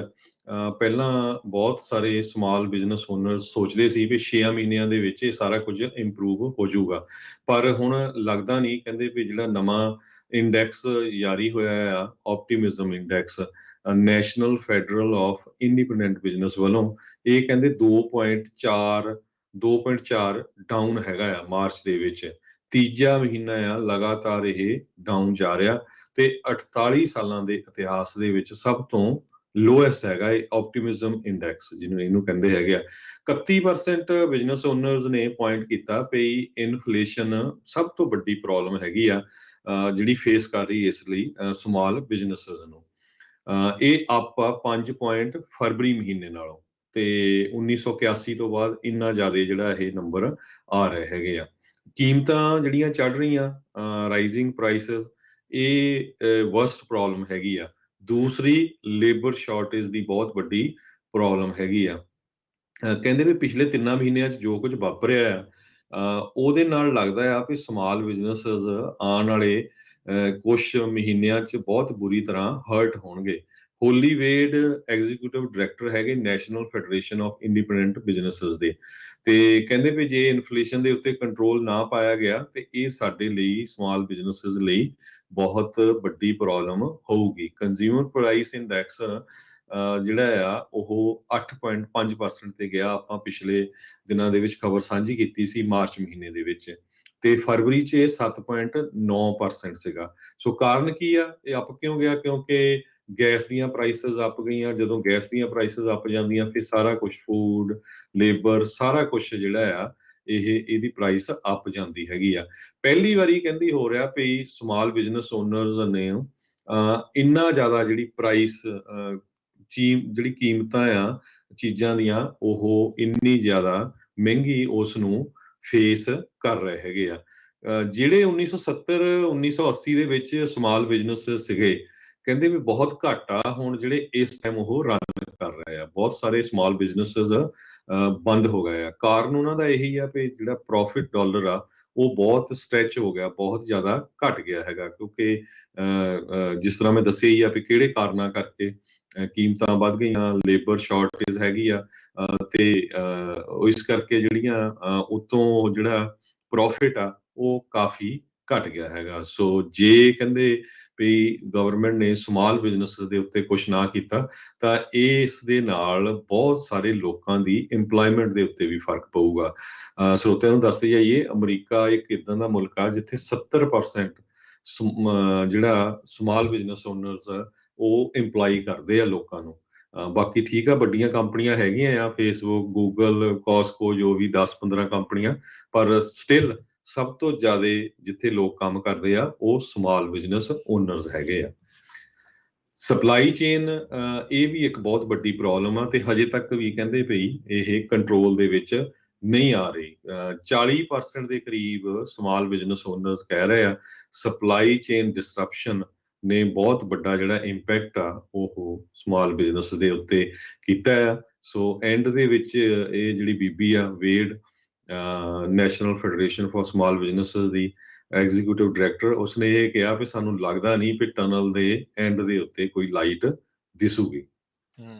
ਜੀ, ਅਗਲੀ ਗੱਲ ਕਰਦੇ ਜਾਈਏ। ਸਾਊਥ ਡਕੋਟਾ ਦਾ ਅਟਾਰਨੀ ਜਨਰਲ ਆ, ਉਸਨੂੰ ਇੰਪੀਚ ਕਰ ਦਿੱਤਾ ਗਿਆ ਆ ਇੱਕ ਹਿੱਟ ਐਂਡ ਰਨ ਦੇ ਕੇਸ ਦੇ ਵਿੱਚ। 2020 ਦੇ ਵਿੱਚ ਅਟਾਰਨੀ ਜਨਰਲ ਜੇਸਨ ਰੈਮਨਸਬਰਗ, ਉਸ ਦਾ ਇੱਕ ਫੇਟਲ ਕੋਲੀਜਨ ਹੋਇਆ ਸੀ। ਉਸਨੇ ਕਿਸੇ ਦੇ ਵਿੱਚ ਟੱਕਰ ਮਾਰੀ ਤੇ ਉੱਥੋਂ ਟੱਕਰ ਮਾਰ ਕੇ ਬਾਅਦ 'ਚ ਭੱਜ ਗਿਆ। ਬਾਅਦ 'ਚ ਉਸਨੇ ਇਹ ਸਫਾਈ ਦਿੱਤੀ, ਕਹਿੰਦੇ ਵੀ ਮੈਨੂੰ ਲੱਗਾ ਵੀ ਮੈਂ ਇੱਕ ਡੀਅਰ ਦੇ ਵਿੱਚ, ਹਿਰਨ ਦੇ ਵਿੱਚ ਟੱਕਰ ਮਾਰੀ ਹੈ, ਇਸ ਲਈ ਉਹ ਛੱਡ ਗਿਆ ਸੀਗਾ। ਸੋ ਟਾਪ ਲਾ ਐਨਫੋਰਸਮੈਂਟ ਅਫੀਸ਼ੀਅਲ ਜਿਹੜਾ ਆ, ਇਹ ਕਹਿੰਦੇ ਵੀ ਹੁਣ ਟਰਾਇਲ ਜਿਹੜਾ ਆ ਉਹ ਚੱਲੇਗਾ ਸਾਊਥ ਡਕੋਟਾ ਦੀ ਜਿਹੜੀ ਹਰਜੋਤ ਸਿੰਘ ਜੀ ਸੈਨੇਟ ਦੇ ਵਿੱਚ, ਜਿੱਥੇ ਇਹ ਹੁਣ ਦੱਸਿਆ ਜਾਊਗਾ ਵੀ ਇਸ ਨੂੰ ਜੌਬ ਰੱਖਣ ਦੇ ਲਈ ਰਹਿਣ ਦਿੱਤੀ ਜਾਵੇ ਜਾਂ ਫਿਊਚਰ ਦੇ ਵਿੱਚ ਕਦੀ ਐਲੀਜੀਬਲ ਹੋ ਗਿਆ ਆ। ਸੋ ਕਹਿੰਦੇ ਵੀ ਇਹ ਪਹਿਲਾ ਸਾਊਥ ਡਕੋਟਾ ਦਾ ਅਫੀਸ਼ੀਅਲ ਹੋਇਆ ਆ ਜਿਸ ਨੂੰ ਇੰਪੀਚ ਕੀਤਾ ਗਿਆ ਆ। ਕਹਿੰਦੇ ਵੀ ਇਹ ਜਿਹੜੀ ਕੋਲੀਜਨ ਹੋਈ ਸੀ ਇਸ ਦੇ ਵਿੱਚ 55 ਸਾਲਾਂ ਦਾ ਇੱਕ ਪੈਡੈਸਟਰੀਅਨ ਜੋਸਫ ਬੋਵਰ ਉਸ ਦੀ ਮੌਤ ਹੋ ਗਈ ਸੀ। ਰੈਵਨਸਬਰਗ ਜਿਹੜਾ ਅਟਾਰਨੀ ਜਨਰਲ ਸੀ ਸਾਊਥ ਡਕੋਟਾ ਦਾ, ਉਸਨੇ ਲਾ ਐਨਫੋਰਸਮੈਂਟ ਅਧਿਕਾਰੀਆਂ ਨੂੰ ਕਹਿੰਦੇ ਵੀ ਮਿਸਲੈਡ ਕੀਤਾ ਇੰਸੀਡੈਂਟ ਤੋਂ ਬਾਅਦ ਦੇ ਵਿੱਚ। ਬਾਅਦ ਚ ਜਦ ਇਹਦੇ ਚਾਰजेस ਲਾਏ ਗਏ ਤਾਂ ਇਸਨੇ ਨੋ ਕੰਟੈਸਟ ਪਲੀ ਕੀਤਾ ਸੀਗਾ 2 ਮਿਸਡਿਮੀਨਰ ਟ੍ਰੈਫਿਕ ਚਾਰजेस ਦੇ ਵਿੱਚ, ਤਾਂ ਜੋ ਜੇਲ੍ਹ ਟਾਈਮ ਤੋਂ ਇਹ ਬਚ ਜਾਵੇ। ਸੋ ਉੱਥੋਂ ਦੇ ਹਾਊਸ ਆਫ ਰਿਪਰੈਜ਼ੈਂਟੇਟਿਵਸ ਨੇ ਵੋਟ ਪਾਈ ਆ ਤੇ ਉਸ ਨੂੰ ਹਾਊਸ ਦੇ ਵਿੱਚ ਇੰਪੀਚ ਕਰ ਦਿੱਤਾ ਗਿਆ ਆ। ਉਹ ਦੋਨੋਂ ਹੀ ਉੱਥੇ ਦੀਆਂ ਸਦਨ ਉਹ ਰਿਪਬਲਿਕਨਸ ਦੇ ਦੁਆਰਾ ਕੰਟਰੋਲ ਕੀਤੇ ਜਾਂਦੇ। ਖੁਦ ਆਪ ਵੀ ਰਿਪਬਲਿਕਨ ਸੀਗਾ। ਸੋ ਕਹਿੰਦੇ ਵੀ ਇਹਨੇ ਚਿੱਠੀ ਵੀ ਲਿਖੀ ਸੀਗੀ ਮੈਂਬਰਸ ਨੂੰ ਵੀ ਇੰਪੀਚਮੈਂਟ ਦੇ ਉਲਟ ਜਿਹੜਾ ਉਹ ਤੁਸੀਂ ਵੋਟ ਪਾਓ।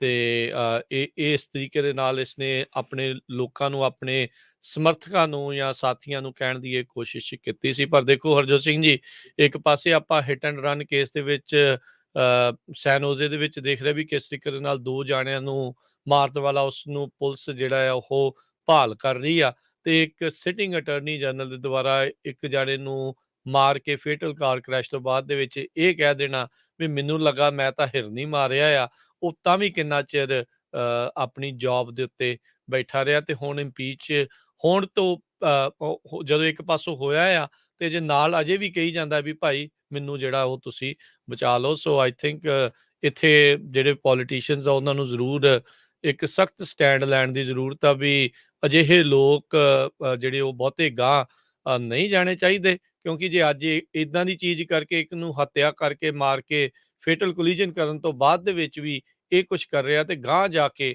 ਫਿਰ ਕੀ ਕਰੂਗਾ ਜੇ ਸੱਤਾ ਦੇ ਵਿੱਚ ਜਾਂ ਆਪਣੇ ਉਸ ਅਹੁਦੇ ਦੇ ਉੱਤੇ ਰਹਿ ਗਿਆ।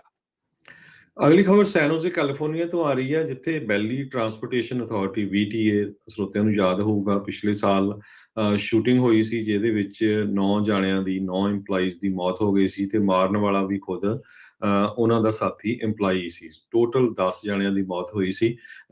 ਅੱਜ VTA ਦੇ ਬੋਰਡ ਆਫ ਡਾਇਰੈਕਟਰਸ ਨੇ ਯੂਨੈਨਿਮਸਲੀ ਇਹ ਕਿਹਾ ਵੀ $4.9 ਮਿਲੀਅਨ ਰਿਟਾਇਰਮੈਂਟ ਬੈਨੀਫਿਟਸ 10 ਪਰਿਵਾਰਾਂ ਨੂੰ ਦਿੱਤੇ ਜਾਓਗੇ, ਜਿਹੜਾ ਕਿ ਲਗਭਗ $3000 ਪਰ ਮੰਥ ਬਣਦਾ ਹੈਗਾ ਪਰ ਪਰਿਵਾਰ ਹਰ ਇੱਕ ਨੂੰ। ਤੇ ਇਸ ਤੋਂ ਬਿਨਾਂ ਜਿਹੜਾ ਵਰਕਰਸ ਕੌਮ ਦਾ ਕਲੇਮ ਆ ਇੰਸ਼ੋਰੈਂਸ ਦਾ, ਉਹ ਤਾਂ ਸੈਪਰੇਟ ਚੱਲ ਰਿਹਾ ਹੈਗਾ।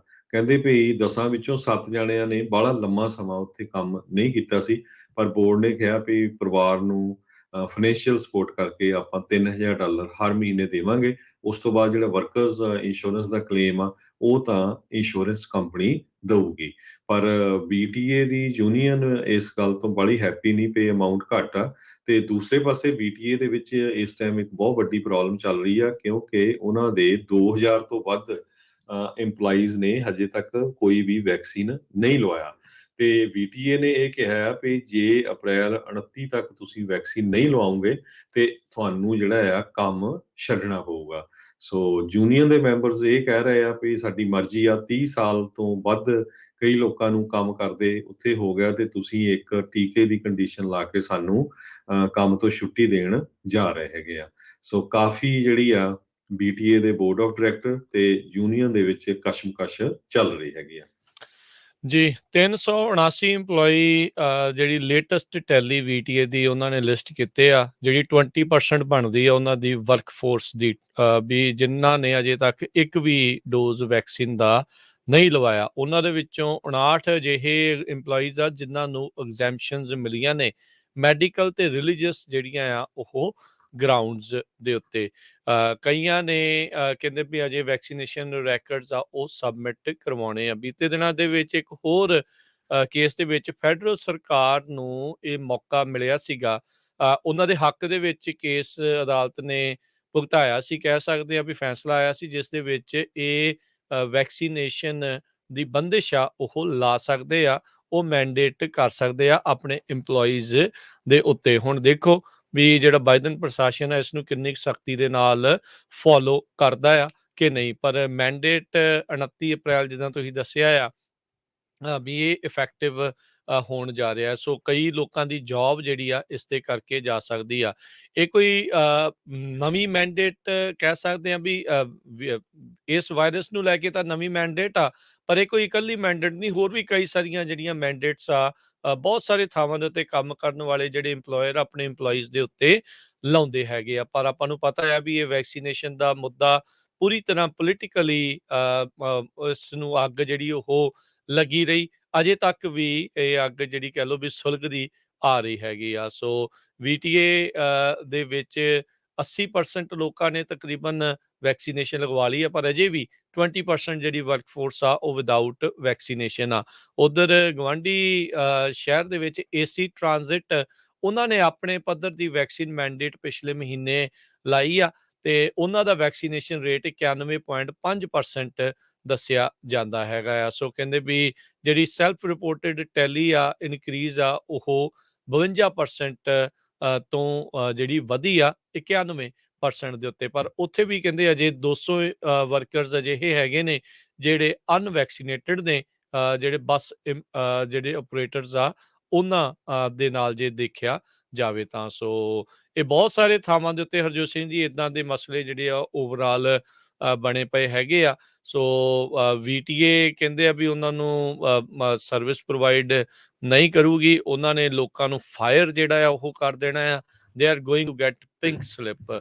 ਇਹ ਇੱਕ ਜਿਹੜੇ ਯੂਨੀਅਨ ਦੇ ਵਾਈਸ ਪ੍ਰੈਜ਼ੀਡੈਂਟ ਜੋਸ਼ ਪੌਪਸ਼ੈਕ ਉਹਨਾਂ ਨੇ ਜਿਹੜਾ ਉਹ ਦੱਸਿਆ ਹੈਗਾ ਆ। ਸੋ ਬਹੁਤ ਸਾਰੇ ਲੋਕਾਂ ਦੀ ਜਿਹੜੀ ਜੌਬ ਆ ਉਹ ਹਾਲ ਦੀ ਘੜੀ ਲਿੰਬੋ ਦੇ ਵਿੱਚ ਆ, ਵੀ ਪਤਾ ਨਹੀਂ ਇਸ ਮੈਂਡੇਟ ਨੂੰ ਲੈ ਕੇ ਅੱਗੇ ਕੀ ਬਣੂਗਾ। ਜੀ, ਸਾਡਾ ਇੱਕ ਬ੍ਰੇਕ ਵੀ ਲੈਣੀ ਆ। ਬ੍ਰੇਕ ਤੋਂ ਪਹਿਲਾਂ ਆਪਾਂ ਜਲਦੀ ਜੇ ਰਸ਼ੀਆ ਤੇ ਯੂਕਰੇਨ ਦੇ ਵਿੱਚ ਜੋ ਕੁਝ ਵਾਪਰ ਰਿਹਾ ਉਹ ਦੱਸਦੇ ਜਾਈਏ। ਫਿਨਲੈਂਡ ਤੇ ਸਵੀਡਨ ਦੋਨਾਂ ਨੇ ਡਿਸੀਜਨ ਬਣਾਉਣ ਜਾ ਰਹੇ ਆ ਵੀ ਅਸੀਂ ਨਾਟੋ ਨੂੰ ਜੁਆਇਨ ਕਰੀਏ ਛੇਤੀ ਤੋਂ ਛੇਤੀ ਕਿ ਨਹੀਂ, ਕਿਉਂਕਿ ਜੋ ਰਸ਼ੀਆ ਦੇ ਲੱਛਣ ਚੱਲ ਰਹੇ ਆ, ਸਵੀਡਨ ਵਾਲੇ ਆਲਰੇਡੀ ਉਹਨਾਂ ਨੇ ਡਰਨਾ ਸ਼ੁਰੂ ਕਰਤਾ ਵੀ ਯੂਕਰੇਨ ਤੋਂ ਬਾਅਦ ਰਸ਼ੀਆ ਸਵੀਡਨ ਦੇ ਉੱਤੇ ਅਟੈਕ ਕਰ ਸਕਦਾ ਹੈਗਾ। ਫਿਨਿਸ਼ ਪ੍ਰਾਈਮ ਮਿਨਿਸਟਰ ਸੇਨਾ ਮਰੀਨ ਨੇ ਵੀ ਕਿਹਾ ਵੀ ਉਹ ਵਿਦਿਨ ਫਿਊ ਵੀਕਸ ਡਿਸਾਈਡ ਕਰਨ ਜਾ ਰਹੇ ਆ ਵੀ ਆਪਾਂ ਨਾਟੋ ਨੂੰ ਜੁਆਇਨ ਕਰਾਂਗੇ ਕਿ ਨਹੀਂ। ਦੂਸਰੇ ਪਾਸੇ ਜੇ ਜੰਗ ਦੀ ਗੱਲ ਕਰਦੇ ਜਾਈਏ, ਯੂਕਰੇਨ ਦੇ ਵਿੱਚ ਜਿਹੜਾ ਇੱਕ ਸਭ ਤੋਂ ਵੱਡਾ ਟਾਊਨ ਹੈਗਾ ਮਾਰੀਓਪੋਲ, ਉਹ ਉੱਥੇ ਜਿਹੜੇ ਫੌਜੀ ਲੜ ਰਹੇ ਹੈਗੇ ਯੂਕਰੇਨ ਦੇ, ਉਹ ਕਹਿੰਦੇ ਵੀ ਸਾਡੇ ਹੱਥ ਖੜੇ ਹੋਣ ਵਾਲੇ ਹੈਗੇ ਆ।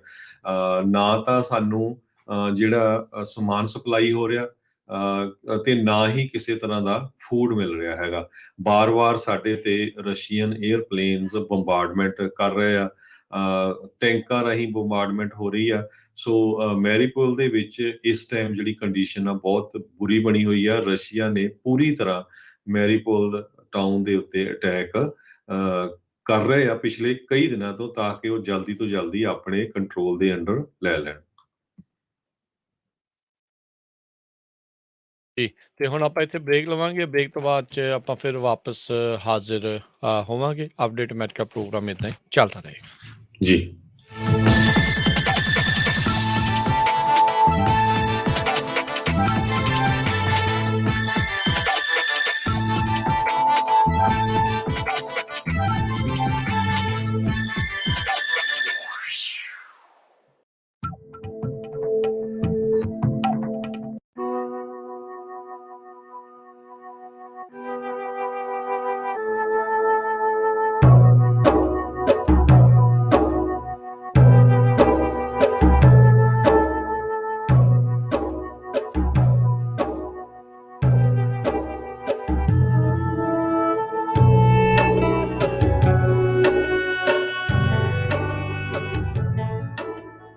ਲਾਈਫ ਇੰਸ਼ੋਰੈਂਸ ਪਰਿਵਾਰ ਪ੍ਰਤੀ ਜ਼ਿੰਮੇਵਾਰੀ ਦਾ ਅਹਿਸਾਸ। ਆਪਣੇ ਜਾਣ ਪਿੱਛੋਂ ਪਰਿਵਾਰ ਨੂੰ ਆਰਥਿਕ ਤੌਰ ਤੇ ਮਜ਼ਬੂਤ ਛੱਡ ਕੇ ਜਾਓ। ਬੱਚਿਆਂ ਦੀ ਪੜ੍ਹਾਈ ਦੇ ਖਰਚੇ, ਮਾਰਗੇਜ ਦੇ ਫਿਕਰ ਤੋਂ ਆਪਣੇ ਪਰਿਵਾਰ ਨੂੰ ਬਚਾਉਣ ਲਈ ਅੱਜ ਹੀ ਆਪਣੀ ਲਾਈਫ ਇੰਸ਼ੋਰੈਂਸ ਕਰਵਾਓ। ਖਾਲਸਾ ਇੰਸ਼ੋਰੈਂਸ ਏਜੰਸੀ ਵਾਲੇ ਤੁਹਾਨੂੰ ਸੇਮ ਡੇ ਵਿਦਆਊਟ ਮੈਡੀਕਲ ਤੁਹਾਡੀਆਂ ਜ਼ਰੂਰਤਾਂ ਦੇ ਅਨੁਸਾਰ ਵਧੀਆ ਲਾਈਫ ਇੰਸ਼ੋਰੈਂਸ ਪਾਲਿਸੀ ਲੈ ਕੇ ਦੇਣਗੇ। ਫ੍ਰੀ ਕੋਟ ਦੇ ਲਈ ਹੋਰ ਜਾਣਕਾਰੀ ਦੇ ਲਈ ਅੱਜ ਹੀ ਕਾਲ ਕਰੋ ਖਾਲਸਾ ਇੰਸ਼ੋਰੈਂਸ ਏਜੰਸੀ 4082722500 408-272-2500। ਸ਼ਰਤਾਂ ਲਾਗੂ। California licence number 0F89805।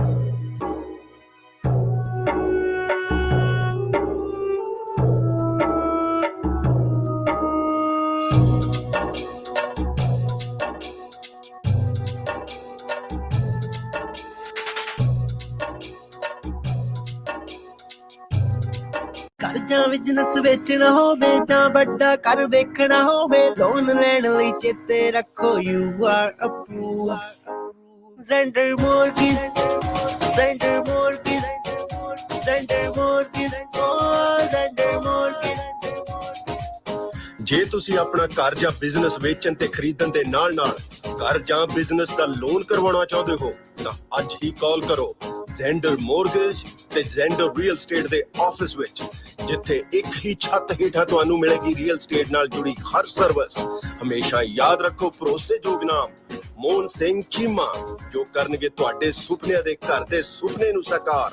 ਉਹਨਾਂ ਦਾ ਨੰਬਰ ਹੈ 559 825 5555, NMLS ID 698952, DRE number 020671197. All loans are subject to credit and underwriting approval. Zender Mortgage, Zender Mortgage.